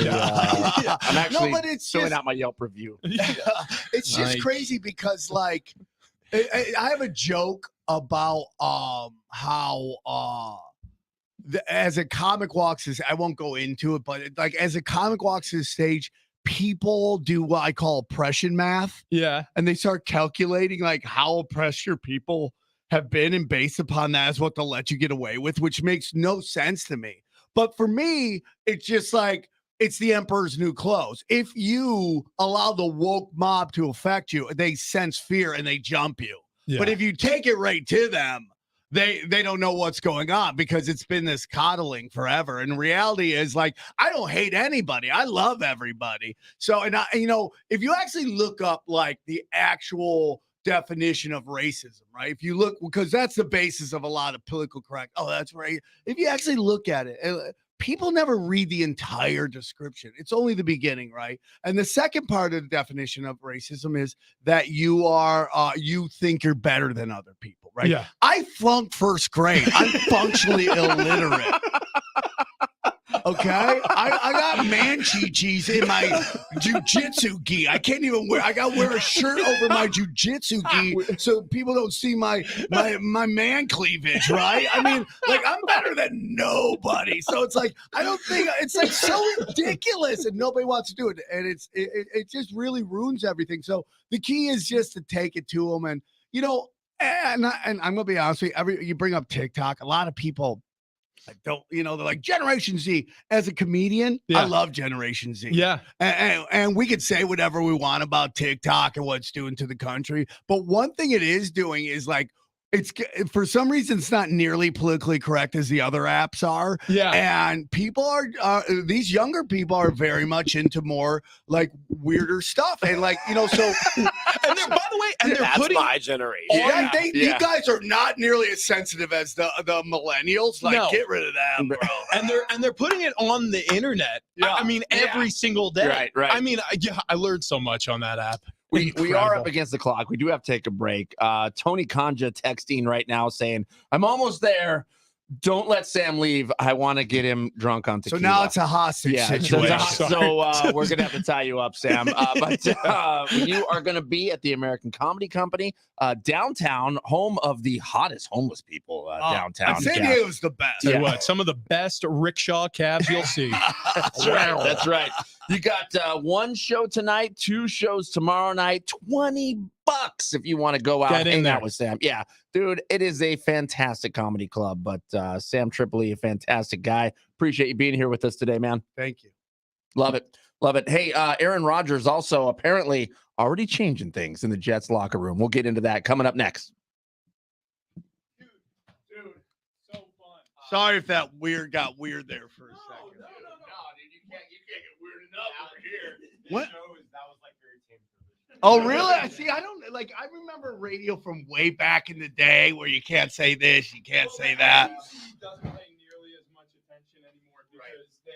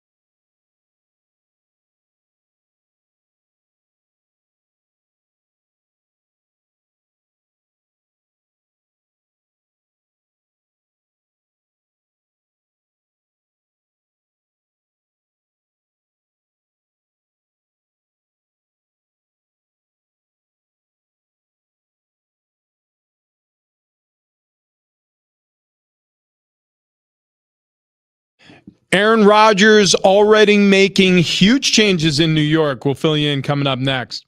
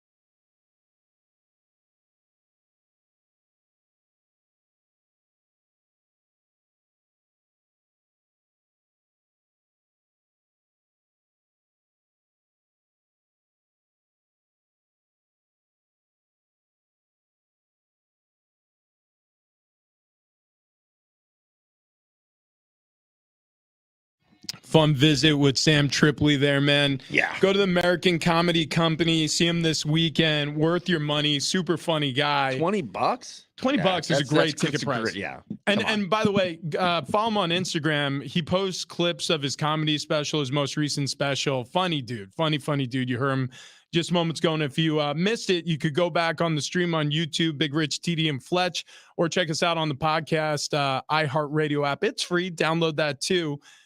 Aaron Rodgers. Aaron Rodgers, man. It's like every week there's a new Aaron Rodgers story. Who's his publicist? I don't know, but you know what? He got a haircut, so he's no longer from Con Air. I can't remember the actor's name. Nick Cage. Nick Cage, yeah. So that's gone away, and now he looks like he's a good guy again. Yeah, and apparently he is, because the locker room very happy he's there. Yeah, look, there is something that happens when you have a real quarterback in the room, where I'll give you an example, perfect example, and this isn't to denigrate anybody, but I had a terrible, or I should say I was on a team that had a terrible season in 2012 with the Arizona Cardinals. And when I went to San Diego, and I was coming from Tom Brady, and I went to Arizona, and then I moved on to San Diego. And when I got to San Diego with Phillip Rivers, it was like that feeling return. I'm like, oh, wow, I'm on a team that has a chance to win again. Right. Was Carson Palmer your quarterback in Arizona? No, that was right before Carson Palmer. That's why. Correct. But I got to San Diego, and that feeling returned. I'm like, oh, we could win a Super Bowl, because Phillip Rivers is talented enough to win a Super Bowl. Like, you just had that feeling. You're like, good, great. Like, we can accomplish like all those goals that you talk about in the preseason. We're going to go out there, and this is championship effort. Like, there are certain teams you're on where you go, we're going to go out there and we're going to be very mediocre. And if we tank bad enough, we may have a high enough draft pick where in the future sometime we may be good enough to compete. It's like you're putting together a team for your children. Right? Yeah. Sounds like you're the Detroit Pistons.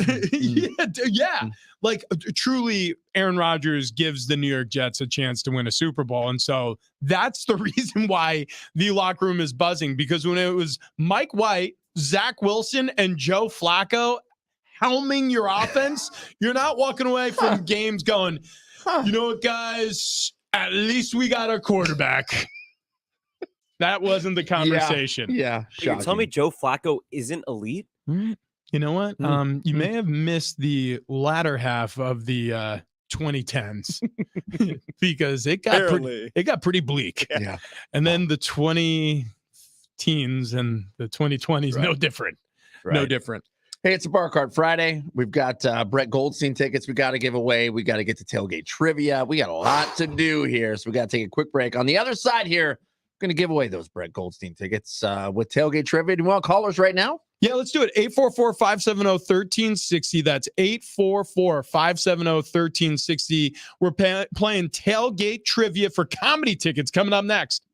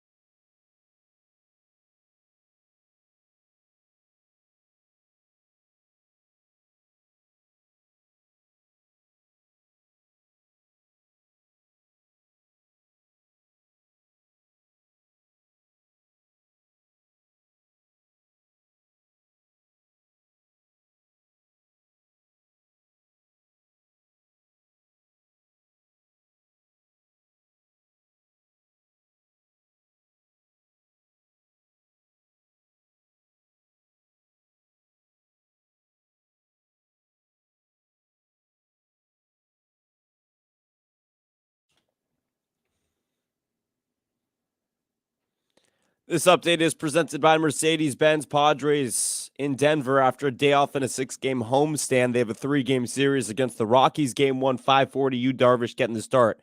Speaking of Denver, the Nuggets take a 2-1 lead in the NBA Finals the other night. In Game 4, they take on the Heat tonight. Action gets going at 5:30. Speaking of Miami, the Florida Panthers stay alive in the Stanley Cup Finals after a 3-2 overtime win against the Vegas Golden Knights, but Vegas still leads that series 2-1. And speaking of Florida, Florida State couldn't stop Oklahoma's historic run that resulted in the Sooners' third straight Women's College World Series national championship. Oklahoma won 3-1 and ended the season on a 53-game winning streak, an NCAA record. French Open action. Djokovic and Alcaraz and Djokovic tied at 5 games apiece, I should say, in set number 2, but Djokovic leads 1-0. Sudden design, unmatched intelligence, and a compact ready for anything build, sometimes exceptional, is the rule of Mercedes-Benz GLA, a member of the unrivaled SUV family. Learn more at MBUSA.com. Start off easy. Start with the obvious. This is Big Rich, TD, and Fletch. Those goofy bastards are just about the best thing I've got going in this crazy world. Makes you proud to be an American. On San Diego Sports 760. Big Rich, TD, and Fletch. Here are the guys. Yeah, good morning and a happy Friday to those who celebrate. It's a Bar Cart Friday. It's a Bar Cart Friday, and the table is littered with glasses and tequila. Tequila and limes. And we are starting the party here on a Friday morning the right way. Just joined by Sam Tripoli earlier in the show. That was a laugh, man. So American Comedy Company, you're gonna want to go check them out this weekend. And we're gonna be joined on the phone later this hour by Rob Gerard, who is the owner operator of the Tequila Collective. If you haven't heard about it, it's an additive-free brand, so all of their tequilas additive-free. That's really becoming important because as we're learning that, I mean, this has been an education. And Tony Concha joining us in studio right now, the owner of Keg and Bottle, distributing fine liquors, beers, and wines all over San Diego County at your 10 locations, Tony. This education has led us to learn that tequilas, a lot of them, the ones that don't go through the painstaking process that some of these operators you've brought in here, they're filled up with like vanilla flavoring and preservatives and all sorts of coloring. Yeah. Just to make them look good. So yeah. And, Rob's thing, Rob doesn't own any brand, to be clear. Rob's out there kind of helping the average Joe who's trying to learn about tequila. Oh, right on. So he tastes them. He's got an amazing palate. And the way I met him, I would just listen in and kind of learn, right? He's a tequila expert. Yeah. Expert. He's an expert on spirits. And so one thing he doesn't do, and we'll let him talk about it, but he doesn't get influenced by any. So if any brand has like a big influencer, it's not for him. So he doesn't get influenced by that. And then if it has any kind of additives, he doesn't go for that as well. I can't wait. Before we do pour up some drinks, though, we do have to get to this right here. It's Friday. And if you ain't grilling, you ain't living. Let's do a little Friday tailgate trivia with Big Rich, TD, and Fletch. J-Rip whispering in the ear here. Come on, man. Come on. You guys just gave me this look of surprise. So relaxed. I was like, I don't know if he has it ready. He does have it ready. I know. He went shark eyes on us. Yeah. I thought he was going to drain a 3 in my eyes. Yeah, exactly. I mean, he just beat the pants off of Ben Fletcher. Let's see if Carrie can beat the pants off us today. Tequila is being poured in studio. Oh, the sweet smells of tequila is just wafting through the air. Carrie, a little tailgate trivia for Brett Goldstein tickets. He's going to be playing, is it tomorrow night? Let me double check that. Yeah, Sunday at Balboa Theater. Roy Kent from Ted Lasso. You a big Ted Lasso fan, Carrie? Yeah, it's a great show. Yeah, right on. Is this Carrie like nice, Carrie? Nice. Yes, there he is. That's the most famous sound drop we have. Yeah. Carrie joining us for a tailgate trivia. That's right. A game show that is sweeping the nation. I hear we're enormous in the Finger Lakes. I've heard that so many times from so many people, Carrie. You use two different things there, enormous Finger Lakes, which all ties into today somehow, some way. Every day is a national day of something. Today, National Helen Day, National Earl Day. Yeah. It's My mom's also name is Helen. Yeah, well, it's her day. It's her day. Give her a call. I didn't call her Mother's Day, so this works out better. It's also National You're a bad Donald son. Duck Day. No, It's National who? Donald Duck Day. Yeah, so And that means I feel like we could have done that. you just wear. For anybody who wants to Donald Duck it today, just wear a shirt, no pants. Right. That's Donald Ducking it. Also, I'm assuming because it is 6/9, I guess it's National Sex Day. June 9th is Yeah. 6/9. I Yes. get it, and that is gross. Right. But with that means this is Tailgate Trivia Sex Edition. Yeah. So, All right, Carrie, Yeah. your level of confidence answering questions about sex this morning. Through the roof. That's the only That's answer. what a virgin would say. Yeah. Oh, dude, I've had sex like so many times, dude. It is so awesome, and also I do it a lot. So you just fire away with your Right. questions, man. well, let's get to it here, Carrie. You got to get 3 out of 5 right here to win those Brett Goldstein tickets. Question number 1 for you: Tailgate Trivia, true or false? Lust and love activate the same part of the brain. Say it again. Lust and love activate the same part of the brain. Is that true or false? False. Wow, that is an accurate answer. Wow, that is that. Wow, Carrie that's is crazy. off to the races. Yeah, wow, very nice, very nice. You also beeped the phone, and I wanted to believe that you were cussing in that moment. Just censoring himself? I thought he was just trying to be Kevin Acey. Yeah, Mother. exactly. Wow. Okay. Well, you're up 1-0 here right off the get go. All right. Yeah. I'm going to give you your next question. All right, Carrie.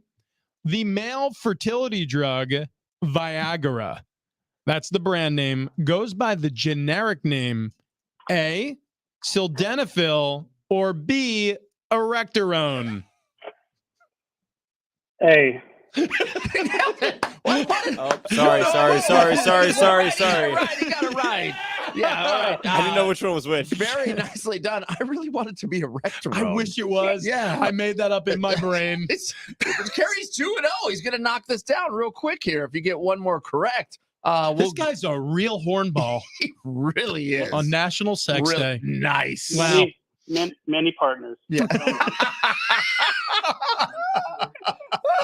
Can you get both of them on the phone, please? Yeah, right. It's all a thruple. Well, here you go, It's actually Carrie. polyamorous is the politically Sure. correct. You know yeah, what? Whatever. Relax, J. Riff. Don't correct me. It sickens me. Here's question number 3 for you, Carrie. As evolution occurred, the male penis lost this attribute. A, spikes, or B, handles. Can you please read it again? I couldn't hear his laugh. I don't think he. I don't think he I'm really allowed. does need you to repeat it. Like I mean, I know he's hearing this, but go on. Yeah. I mean, it's spikes or handles. I couldn't hear the question. Okay. All right. All Sorry. right. I'll read it this time. As evolution occurred, the male penis lost what attribute? Is it A, spikes, or B, handles, Carrie? And this could be for the win. Yeah. I'll say B, hand or spike, whatever spike is. He got it. He nailed it. You won. You did it, Carrie. You did it. 3 up, 3 down, just like that. Just like that, Carrie wins the Brett Goldstein tickets, who's going to be at the Balboa Theater this Sunday. Congratulations, Carrie. How you feeling, man? I'm feeling pretty good. Right on. Pretty good. Right on. Hey, well, that's very, very good. Very Well, good. yeah, on National Sex Day, how are you going to be celebrating, Carrie? I'm gonna All right, call go up my many lady friends. Okay, Yeah, right. Put Get him a on, Brazilian. put him on hold immediately. We're going to get you a manzillion also. That one's on us. Exactly correct. That is false. We will not pay for that. Yeah. Jay, Man, I got Dominic Diaz-Marino asking if we've heard from Tony. Have we heard from Tony sitting right next to us? Where is that guy? Actually, Tony, do you want to answer the final 2 trivia questions today on National Sex Day? I think I should. Okay, all right, hang on. The ancient Indian text that contains 64 sexual positions is referred to as A, the Kama Sutra, or B, the caramel frappuccino. Well, as I drink my caramel frappuccino. What? There you go. No, I've got to go with A. Okay, Okay, all right, yeah, that is nailed the it. correct Okay. answer. This All guy, right. I mean, he's definitely had the sex. Yeah. Mhm. How about this one? How many times a year does the average American, not Tony, the average American couple have sex? A year. A year. Is it A, 66 or B, 166? 166. 166. No, that is incorrect. Is it A? It's only 66. So that's a little more than once a week? Yeah, Is that barely a little more than once a 52, week. 52. So what I did in my mind, I said 52 weeks. Yeah. Times 4. Like, to 5. Like I do. Right? And I'm like, I was like 250, 300 is the number that you're going to say. And then you're like, well, 150. Yeah. Who are these people? 60, even at 66, I feel like I'm the Padres of the sex world. 365, Yeah, totally. 365 times 2. Okay. Let me think. Work Done. backwards. I'm going to carry the 10. Yeah. Do we call our guest right now? Oh, yeah. Do we want to get Rob Right on? along. Let's get Rob on. Okay, we're gonna call Rob on right now. So the Answer Tequila the phone, Rob. Collective, this is really a fun treat because we're going to be talking to Rob Gerard, who is a tequila expert. And he brought in these various different libations spirits for us to try. We're going to taste a lot of tequila neat. And we're starting off with this one. What is this called? Yayo. Yayo. We'll have him say it the right way because I'm sure I'm butchering it up because of the Nye like that we were talking about earlier. Oh, today, yeah, right? yeah. So Yayo, Yeyo tequila. This is a reposado. And these are single barrels. So with that, maybe we should get Rob to tell us about it. Yeah. So Rob Gerard joining us right now, tequila expert. The Tequila Collective, Rob, we were just discussing this, additive free. We know that that's an important attribute to a lot of these tequila brands now because the market's getting flooded. A lot of celebrity tequilas. There's been a lot of additives, colorings added, flavoring, stuff like that. The tequilas today that have been brought in, Tony told us a little bit about it. No additives. This is the good stuff. But before we get to any of that, how you doing this morning, Rob? I'm good. Thanks for having me on, guys. I appreciate it. It's good to be here. Yeah. So Tony also tipped us off to this barrel picking process. I may be saying it wrong, but so selections made to specifically cater to Tony's clientele at Keg and Bottle. All the bottles that you've handpicked from the barrels are sold exclusively at Keg and Bottle. How does that whole process go? It is a great time. I'll start off with that, but I go down to Mexico. I contact these brands. We go to Mexico and we just start drinking a lot. I mean, that's really the simplified answer. But usually when I go down, I go down with something in mind, knowing that, this is going to have to appeal to Tony's clientele at Keg and Bottle, like you said. And the people who follow me on my different social media platforms. So I try to pick something that I think is going to be enjoyable, approachable, maybe a little bit unique in some sense as well. And we really have to go through a lot of barrels. There have been tasting sessions where, I'll have samples out of, 40 different barrels in front of me, and we got to go through that in basically a day. So you have to finish the barrel. Yeah. How have you survived this long, Rob? Yeah. I know it's a tough job, but someone's got to do it. Yeah, right. That's fine. It's you. It's cool. Yeah, and it's cool that you never invited us. We never got that well, call. Mexico's a very welcoming place. So whenever you guys want to come down, you just let me know, and we'll make it happen. Wow, you know what? I like this a lot. 760 Sports barrel pick. We love you, Uncle Rob. Wait, can we have barrels in studio here, just stacked behind us? My God, well, I brought the barrel toppers. Rob, I've got the Tequila Collective and Keg and Bottle toppers from the Tres Agaves pick you did. So that's the top of the barrel to commemorate the barrel that we picked. Oh, so these are like real. That's a giant top. So these are big old barrels. Is that big old barrels? Is that actually the top from the barrel that you picked one from? Is not. That's just a commemorative one. Okay, gotcha. But they definitely, they actually, when we do barrel picks, we have an option to have them ship the barrel itself. Yeah. So we got some pretty cool barrels that Really? have been aging, from most of the picks. So Rob does the tequila ones. We've been doing bourbon ones for years. We've done over 450 barrel picks. Oh, wow. thus far. Wow. So Rob, we've busted open a delicious reposado. Right. I haven't tasted it yet. We're gonna wait on you. I've been sniffing at it. We got Yayo tequila. Am I saying that correctly? That is correct. This is a really awesome barrel, and you guys are actually you have bottles before I do. They just got, I think, delivered to Tony yesterday to his warehouse, and I don't even have a bottle of it. Luckily, I have a little bit of a sample left, but it was aged for 11 months in a former rum cask. It's something unlike anything I've ever tried before. It's really delicious. Yayo is a newer brand. They're doing everything right, additive free. They're made in the highlands of Jalisco, which usually give a little bit of a sweeter profile to begin with. And with that rum cask, I think you guys will love it, especially if you like a little bit sweeter tequila. Yeah, you know what? When I was smelling it, getting the nose on it, you could smell that it had a little bit of a sweeter quality to it. Took a little sip, and that's real smooth. Yeah, real smooth. And then you get some warm on the back end. Yeah, it's like that's exactly correct. It's almost like an agave nectar that gives you the warmth of alcohol. You know what I mean? Yeah. Like, it's really good stuff. Yayo reposado. Yep, you're saying that correct. So I'm glad. It sounds like you're enjoying it. I hope you are. No doubt. Absolutely delicious. We are Absolutely definitely, delicious. Rob, the sweetness in this is amazing. Like, you typically don't get that out of a repo. So you think it was the rum cask that contributed to that? Yeah, I think so. The rum cask will definitely give a little bit of that sweetness, a little bit of a fruity sweetness as well, and that's also typical of tequila that's made in the highlands as well. There's two regions really where most tequila comes from: the highland region of Jalisco and the lowland or the valley region of Jalisco. And typically, when you make tequila up in the highlands, with highland grown agave, the tequila ends up being a little bit sweeter just because the agave has to work harder to stay alive.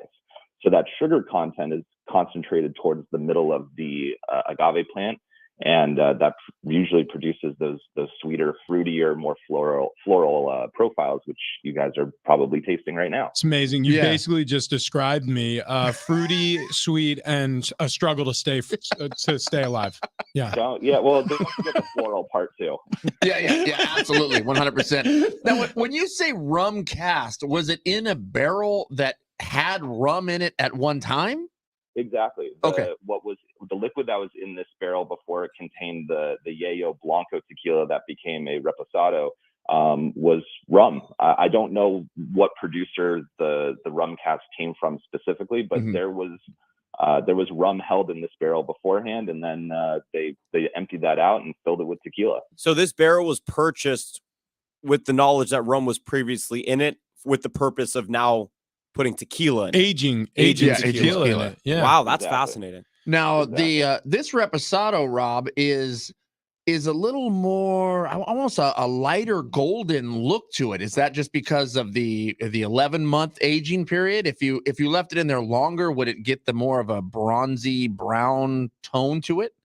Exactly. So usually the longer you leave any liquid in a oak barrel of some sort, the more color it will take on. But one of the other things that make this specific bottle a little bit lighter is the fact that another liquid was in it beforehand. So usually if a barrel contains some kind of liquid, whether it's just one time around or several times around, the liquid every time pulls a little bit of color off and exhausts the barrel. So if you use a barrel long enough, you'll still get some flavors off of it, but the color will be almost non-existent. And it just depends how many times you use that barrel. So in tequila making, most aged tequila is aged in former bourbon casks, since bourbon can only use virgin French oak.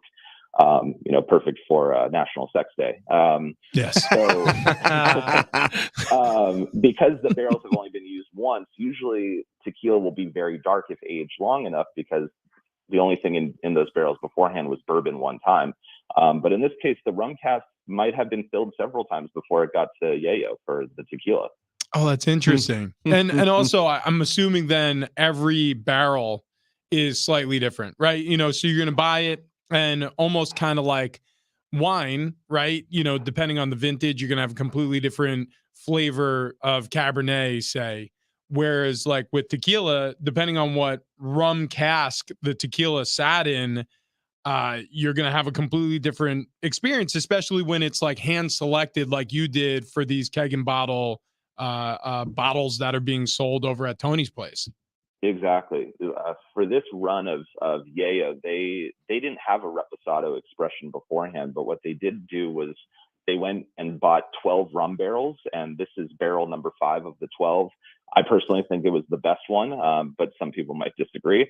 But yeah, every barrel is a little bit different. That's the fun part of picking a single barrel, is they can all be a little bit different and unique in their own ways.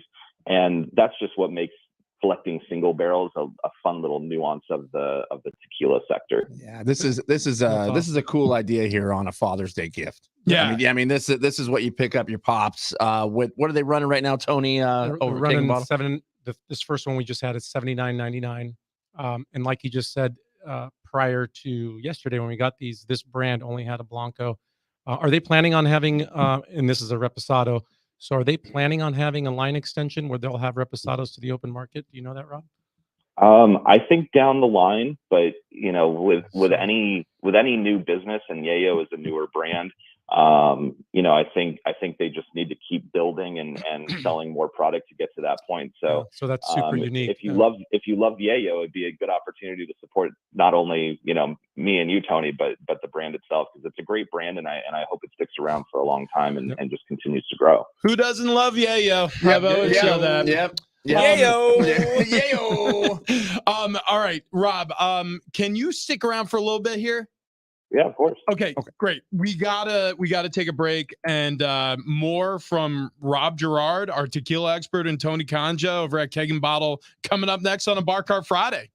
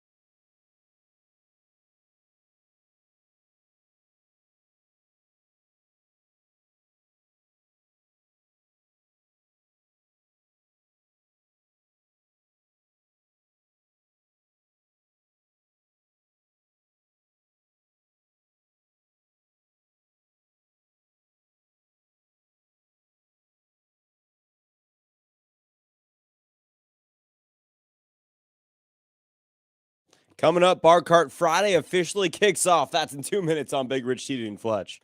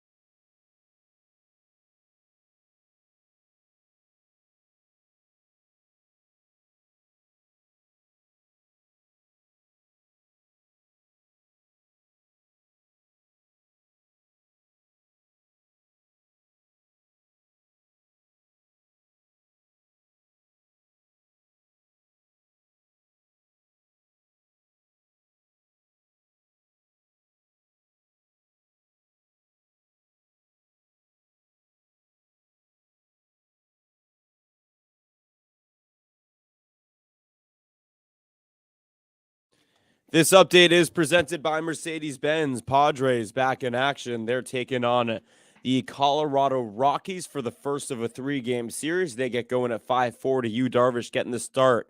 Speaking of Denver, the Nuggets take a 2-1 lead in the NBA Finals into Game 4 against the Heat. That's tonight at 5:30 on ABC. Speaking of Miami, the Florida Panthers, they stayed alive in the Stanley Cup Finals after a 3-2 overtime win against the Vegas Golden Knights. But Vegas still leads that series 2-1.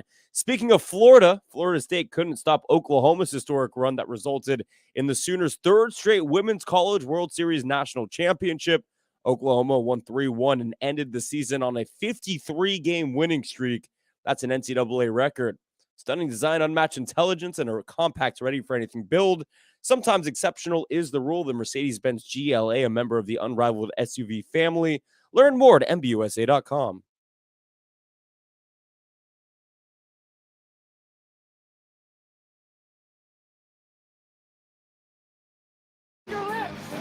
It's time to cruise into the weekend. Big Rich, TD, and Fletch present Bar Card Friday. That's right. That's right. It is a Bar Card Friday here, and it is a damn good day as we have still another pair. Oh, no, we don't. We gave away both pairs of the Brett Goldstein, right? We did. We don't. What we didn't give away yet was the Big Cheech's Chicken Waffle and Sliders gift card. So that's going to happen. Program director Shauna just snuck in and snuck out. Yeah, she brought my cell phone. I was hoping she'd bring my glasses. Did you leave those? I think I left those in a different studio. Thank you, Andreas. I can see it's just not in high def. That is for sure. Yeah. Standard definition. Yeah. Actually, move your camera so at least people could see your blind ass. Okay. There you go. We could crisscross them so we could see Tony Conja. Let me over go here. down the line. Tony Conja from Kagan Bottle sitting over here to my left. There, I'm going to move that camera. Perfect. Yeah, we got everybody in screen here right now. I believe. Yeah. There Look we at go. that. There we Somehow we did it. We done did it. All right. We're doing good things, big things on a Bar Cart Friday, brought to you by Kegan Bottle. And Tony, so kind to connect us with Rob Gerard, who's still on the line with us of the Tequila Collective. As a matter of fact, if you want to check out this stuff in person, July 1st is going to be a great opportunity at KMB in Del Cerro. Rob is going to be there. He's going to take you through a tasting. And I believe you go to the tequilacollective.club in order to purchase an opportunity to do that, right? A live tasting in Del Cerro. Yep. Rob, you want to tell us a little bit about what you've got in store for us that day? Yeah, absolutely. So, like you said, tickets are available at tequilacollective.club. I'm actually bringing in my friend Grover from Mexico. He founded Tequila Matchmaker, which they do a whole confirmation program confirming whether or not brands are additive free. So Grover and I will be going over the whole additive free process and what the differences are.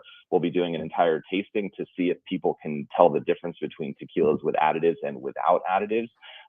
It'll be a great time. We're going to learn a lot. We're going to drink some great tequila and eat some amazing food. So I hope people come and join us, because tastings are always a great time. How could you not have a good time when you're drinking tequila? Yeah, no doubt, no doubt. Now the next one we're going to taste here is it Tres Agaves? Is that what you got in your hand there, Rich? Yeah, this is the extra añejo. Okay. Yes, Rich. Yes. Tres Agaves, Yeah. organic tequila, and yeah, much darker hue to this tequila in front of me. Very interested to hear what Grover would have to say about this. So we're gonna have to wait till July 1st. But one thing I know he can tell us is he could tell us how to get to Sesame Street. Yeah. I'm just kidding. This one, Rob, smells a little more caramely to me. Sorry, Rob, I couldn't help myself. Nah, it's okay. Grover's a good guy. He would take it aside. Yeah, so the Tres Agaves Extra Añejo, this is an awesome Extra Añejo, and for those of you who don't know, Extra Añejos need to be aged for a minimum of 3 years in a barrel, and this was aged in an X4 Roses bourbon barrel. So you'll get a lot of similarities to Four Roses bourbon if you're familiar with those flavor profiles. You'll get some caramely sweet types of flavors. You also get a lot of red fruit. For me, at least, I get things like cherry and plum.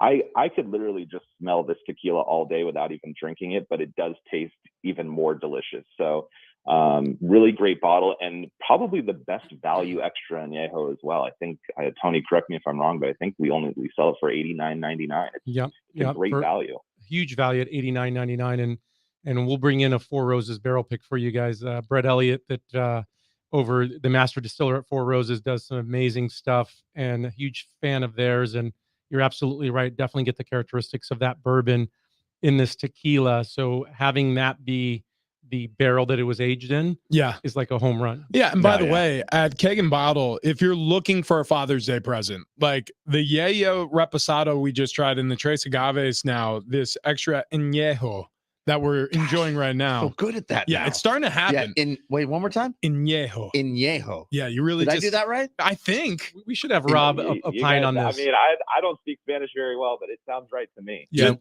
Rob is white as it comes, by the way. For the context, I had to give them a pronunciation course. Oh, I heard you. I heard you doing that. When we know you're the hardwood and balls champ, and you got the trophy. Ripkins here. Thank goodness. But which, by the way, if anybody is missing Fletch on Big Rich, TD, and Fletch, because Jonathan Rifkin won the Hardwood and Balls Classic, he's now taken over Fletch's job. Playing for Pink Slips. If I knew this is what I was getting, I would have blown the game. You son of a bitch! How could you, Jonathan? For Pink Slips. Anyways, if you love your father, get out to Keg and Bottle. Right. Rob, this is delicious. Well, that's really the only thing I could say. Tony, if they come pick up a bottle of the Tres Agaves from Keg and Bottle, are they all bottle picks? They all have these little medallions. They're not all barrel picks, but barrel picks. But this particular one is, and it has those little extra little medallions with both the Tequila Collective medallion and Keg and Bottle medallion. It's very fancy. I like it. I like it a lot. It screams gift to me, right? Absolutely. It also screams like, do you ever watch Naked and Afraid? They wear little medallions. Oh, yeah, that's true. That Discovery Channel show. Can you give us an example with the medallion on that tequila bottle? On Naked and Afraid? In studio. Well, I can, but we'd have to, there's a lot of pixels you have to put up for the stream. We're gonna We're gonna need to pixelate. Not as many pixels as you think, though. Just saying. That would be my caveat if I was going to be on Naked and Afraid. I'm like, I'll do it if you blur from the waist down. Rob, we're being handed another spirit here. Yep. I haven't finished the Oh, Trace no. Am I supposed to finish By the way, it? you don't have to finish because we can always compare side by side. I don't know if you'd like us to do Okay, that, all Rob. right, all right. Whoopsie doodle. Put them in order. Before we go to the Okey-dokey. other one, anything else you want to talk about on the Tres Agaves pick that you did while you were there, Rob? Or shall we go to the honky tonk? I mean, I will say the distillery where they make Tres Agaves is absolutely amazing. Very cool operation. But I just hope people love it because to me it's such a great extra añejo. I would definitely agree with that. I drink a lot of tequila, and we got to get people out of buying the mainstream. Yeah, thinking they're doing something. If there's one thing I've learned, it's like the further you can get away from like some of these brand names and start exploring, the closer you're going to get to. I did not say that, Mr. Patron. Yeah, right. Yeah. Like unfortunately, J-Riff, Tony knows all of these guys. Yeah. But yeah, like you kind of venture off the beaten path a little bit, Rob, and you're going to discover some like really incredible spirits. And Tony has been so kind to share all this knowledge with us, and we appreciate you joining us right now. Rob Gerard on the phone with us. You're going to get an opportunity to do a little tasting with him at K&B in Del Cerro on July 1st. Get that opportunity at the tequilacollective.club. And we're moving on to sample something with a guitar on it. Yep, Código. So this is Código. This is also an extra añejo. West Coast Cowgirl. Yep. So we'll do some interesting stickers right now. And I'm sold. That's one of those 64 possessions we were talking about earlier. Now this bottle is pretty neat. It's got a little bubble in it. I mean, it almost they're looks hand like blown. Hand blown glass. Okay. That looks like it could be sitting up on a shelf at a saloon. This is awesome. Yeah. Like so Venice Rob, glass? What's that? Like hand blown in Venice? Oh yeah, obviously. Yeah, clearly. No, come on, man. It would be in Jalisco. Jalisco. Yeah, I was gonna say Sonora, but that's not it. It's Jalisco is where tequila comes. Anyways, Rob, you're the expert. Why don't you walk us through this one? So Código is a great brand. They really thrive when it comes to their aged product. This Código, I believe they age all of their aged expressions in French oak wine casks. So with this one, you should get some of those fruity grape types of flavors. You'll also get a lot of the sweeter flavors like caramel, vanilla, a little bit of cinnamon as well. It has a beautiful color. I love the color of this bottle. This is one that I think Tony picked.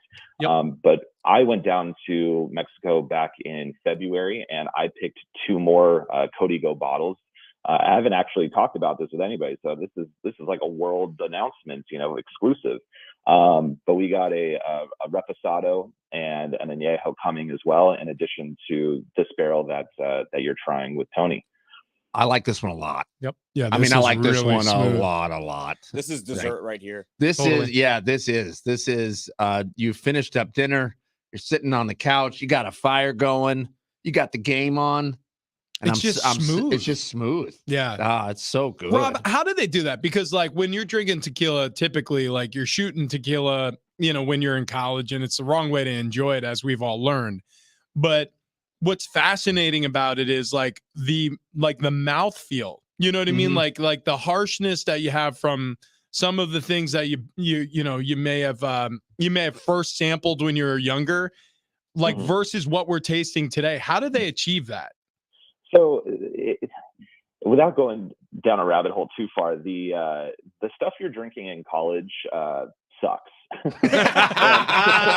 You just ruined my entire experience. And the reason it sucks is because they are mass producing. They're basically using every portion of the distillate that they can in order to squeeze out as much product as possible. So they're using portions of the distillate that you may not even want to drink, and they're producing it in ways that are more economical, but not ensuring any type of quality. When you drink things that are additive free, they can't hide behind the additives. So when you're drinking a great bottle like Código, for example, they're using the best portion of the distillate, and And they're also using really good quality barrels to age their product because they can't hide behind those additives.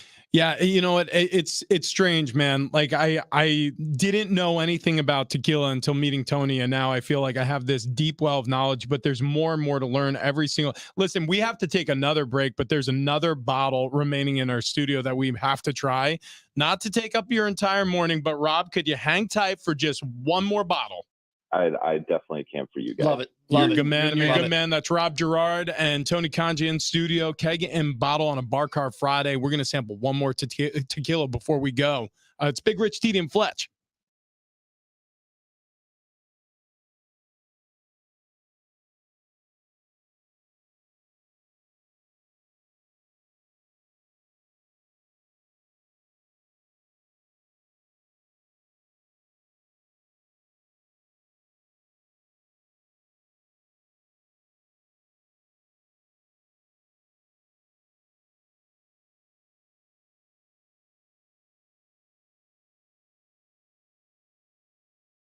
If you've never been to the Catamaran Resort, you've got to get there. Okay, so I live down the beach from the Catamaran. We go there all the time. It is, look, Oceana, they have this gorgeous restaurant. They have the koi pond in the lobby. They have the stream that goes to the patio. They have beautiful rooms. We've done so many staycations. As a matter of fact, this July, we have family coming in town. The only place they're going to stay is the Catamaran Resort, Hotel, and Spa.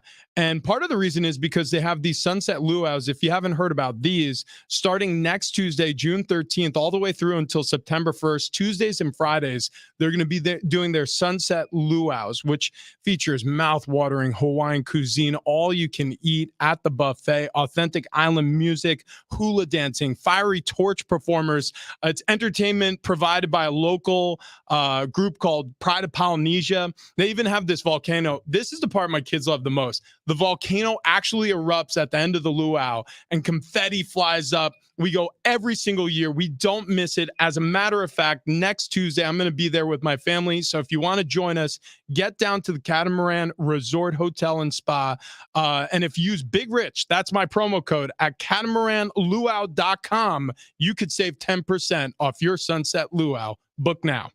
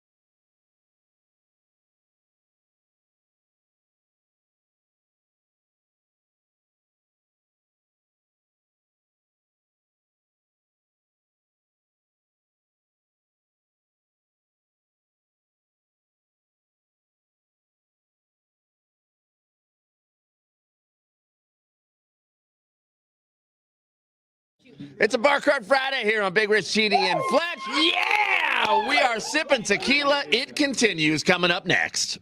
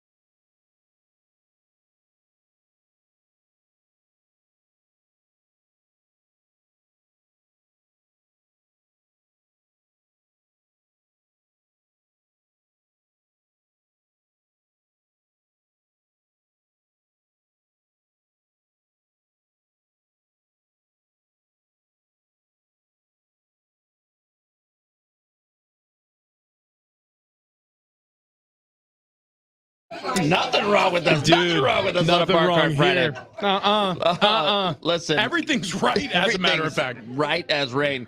We only have a few minutes here, so we gotta do our last tasting quick. However, Tony from Keg and Bottle, 10 locations all throughout San Diego County, did hand us a nice little tumbler here with a single large cube, and then I went ahead and poured tequila over the top. Yeah, of it. that's fine. Which one did I pour over? This one right here. The honky tonk. Yeah, I poured the honky tonk on that one. Okay, got it. But and he said Rob's not going to like you for doing that, but I did it anyway. Sorry, Rob. Sorry. Yeah, Rob. That's okay. We've been bad boys. We do have this last tequila we want to sample. Wow. Does it taste good on ice too? Dude, Rob, you should try it. The honky tonk you can't miss, but we're holding in our hand. Sorry, this bottle called Tequila Arate. Arate. Did I say that right, Rob? Arete. Arete. Oh, and this is also an extra añejo. Look at you. Look at you. I know, Look at you. please. I take full credit. Well, yeah, I've only been doing it for 2 hours. I'm trying it on. It's like new shoes. I'm still breaking it in, Rob, but this is always about your feet. The studio filling up, by the way. We got Erin Bauman here now. When you just turned down what was it called again? She came to celebrate the trophy. It's the Arate. Arate. Wow. Oh, because she's got a cup full of Baileys. Yeah, she's been drinking all morning. Yeah, it's Kahlua, actually. We got Jake in studio, Dom in studio, John in studio, Lucinda in studio. So, Rob, you started a party over here, and we're closing it out with this Arate. So, if you could, this extra añejo. Can you walk us through what we're going to be tasting as Jonathan spills? No, I did not. Nothing came out. It's full right here. You break that glass. It'll be your last time here. What should we be tasting when we give this a sample? Yeah, so this is a great bottle. Comes from a great distillery that the family that owns this distillery has been making tequila for, I think, centuries at this point. They're one of the founding families of the tequila industry. And on this bottle, it's an extra añejo aged at least 3 years in a ex-bourbon barrel. You should get a little bit of cinnamon. I get things like chocolate and some cherry and a little bit of coffee. So maybe some more rich types of flavors. Super good. I love the color of this one. It's a little bit on the darker side. Just a great bottle all around. And we'll also be having a Reposado and an Añejo single barrel coming out, I think, next week. Wow. So you could get the entire lineup from Keg and Bottle of Arete single barrels. Yeah, this is, I got to tell you, man, like this is the type of tequila that I'll go broke drinking.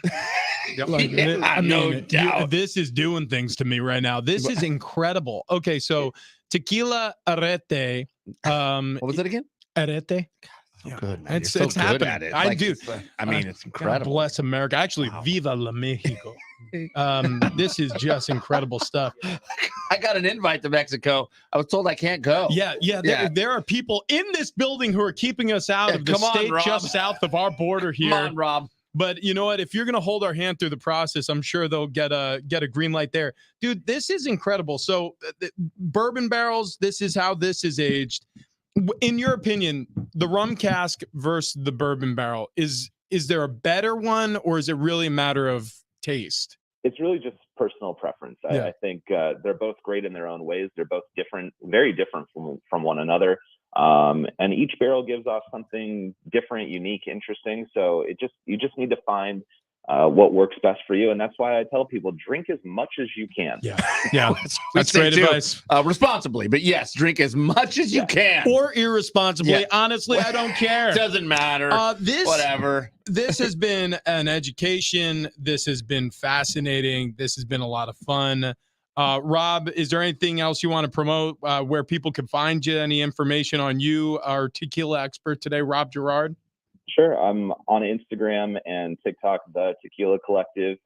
If you'd like to come to Mexico with me, guys, or anybody out there who wants to come to Mexico, we're hosting a trip the end of August. We do. We do. Yes, we do. You can find details on my website, tequilacollective.club.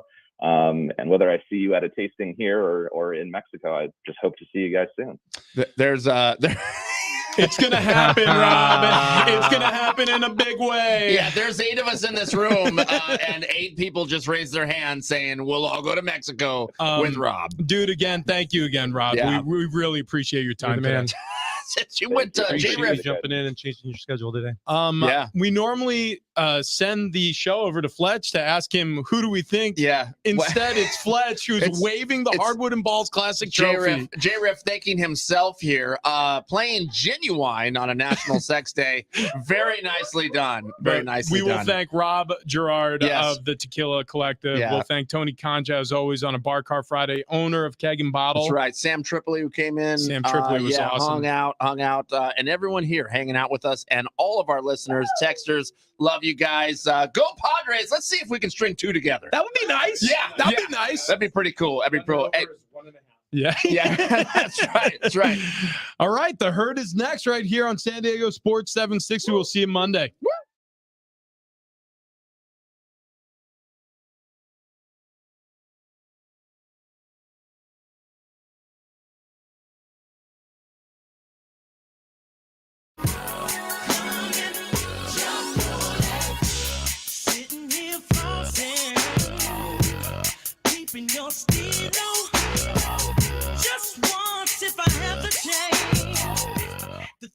I would do to you and your body, every single portion, since you heels up and down your spine, juices flowing down your spine. You're on it, let's do it, ride it, my saddle, waiting, come and jump on it.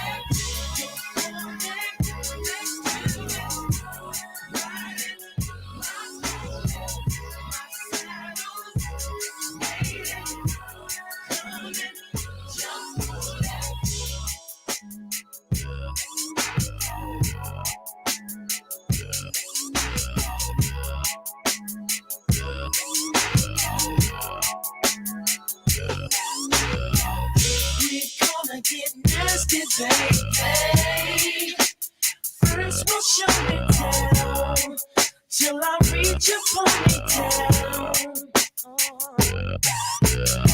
Look all over and through you, baby, until we reach the stream. You'll be on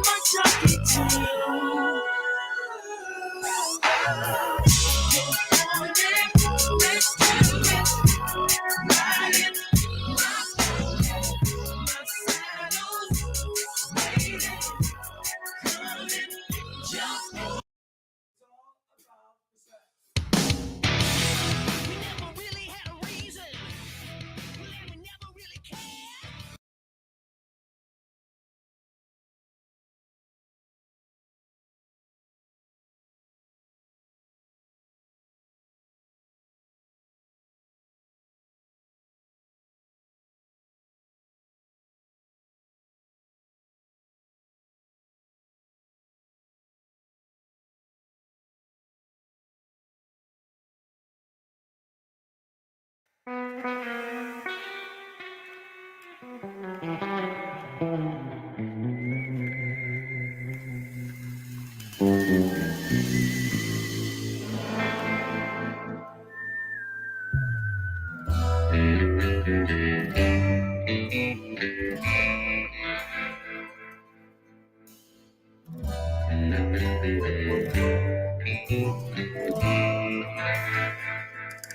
got me for my money,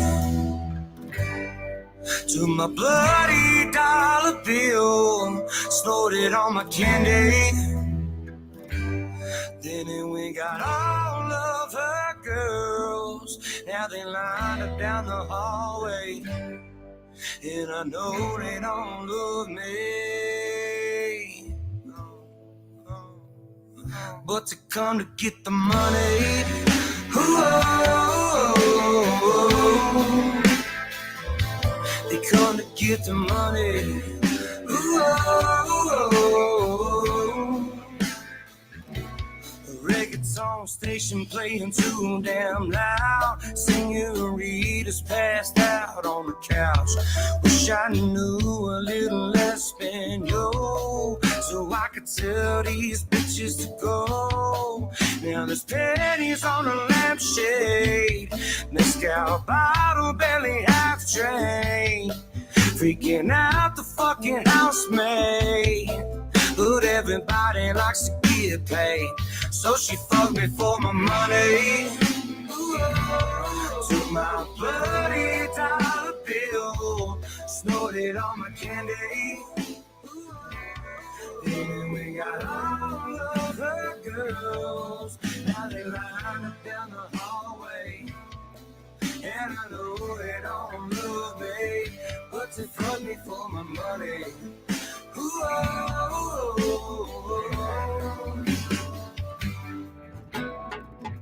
haven't been here a full damn day. I'm already tore up and about to play with this mariachi band that said they liked the way I dressed.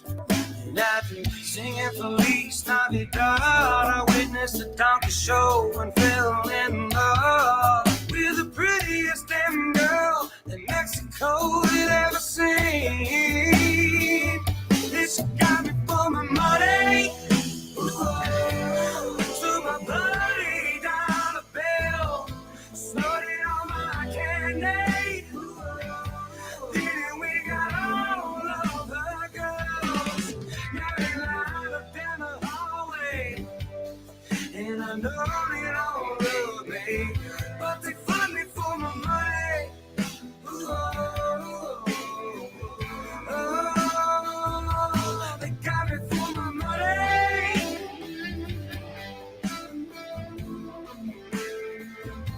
They got me for my money. Yeah, yeah, yeah. They got me for my money.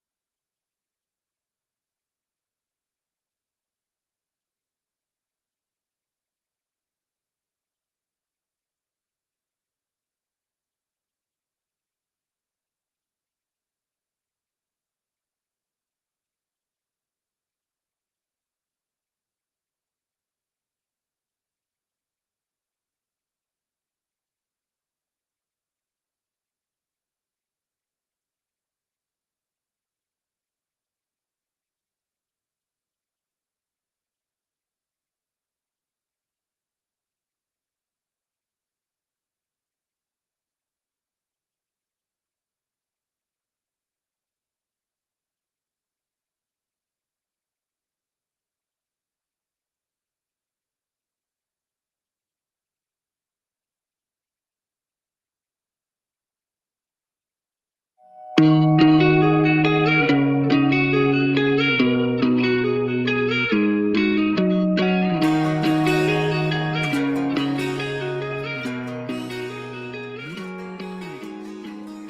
know where you at, don't know where you been, don't know nothing about that boy you're into.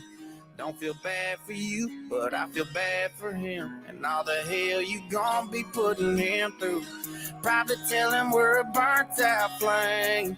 Probably tell him that I ain't been on your mind. I ain't nothing but a long gone thing. You can cuss my name, but baby, don't you lie. When you're tasting what he's drinking, are you thinking about me? When you're riding where he's driving, are you missing my street? Every time you close your eyes, tell me, who do you see? When you're tasting what he's drinking, are you thinking about me? Coming over tonight, wish that tuck in your dive was mine, just like you know it's supposed to be.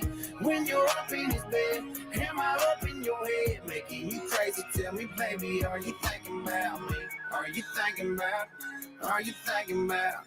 When you're tasting what he's drinking, are you thinking about me? Do you hide your phone? Did you change my name? When he wants to go to our go-to place, do you tell him you can't? Then go out of your way to be somewhere, any damn where I ain't. When you're tasting what he's drinking, are you thinking about me? When you're riding where he's driving, are you missing my street? Every time you close your eyes, tell me, who do you see? When you're tasting what he's drinking, are you thinking about me? Coming over tonight, wish that tuck in your dive was mine, just like you know it's supposed to be.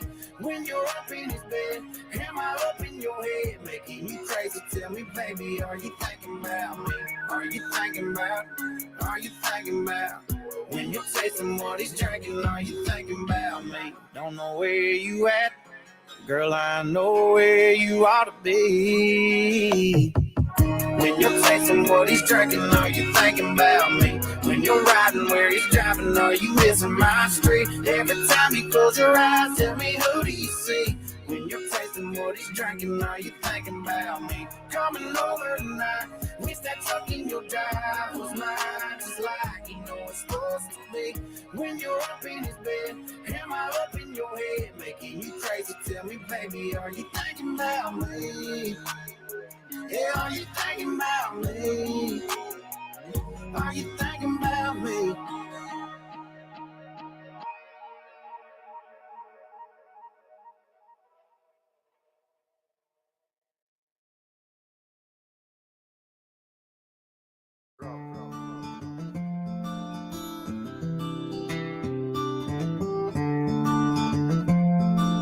Oh, it's just another thing, another day on the grind for a couple cents. I kiss goodbye to my relevance. The world throws stones while the ride defends. I'm holding on enough to bring us something finally made sense.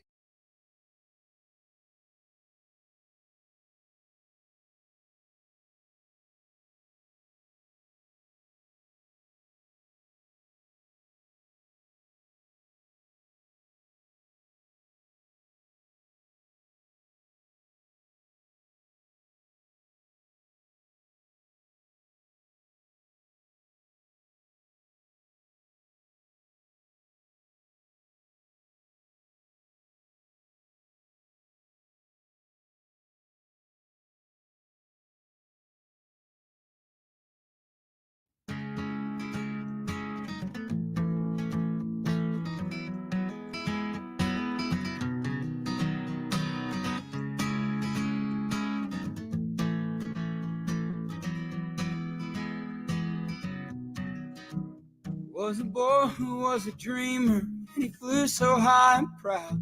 In a world full of people out, cut his young ass down. No one ever understood a single word he said, and it cast him to the wolves when he wasn't well and fed.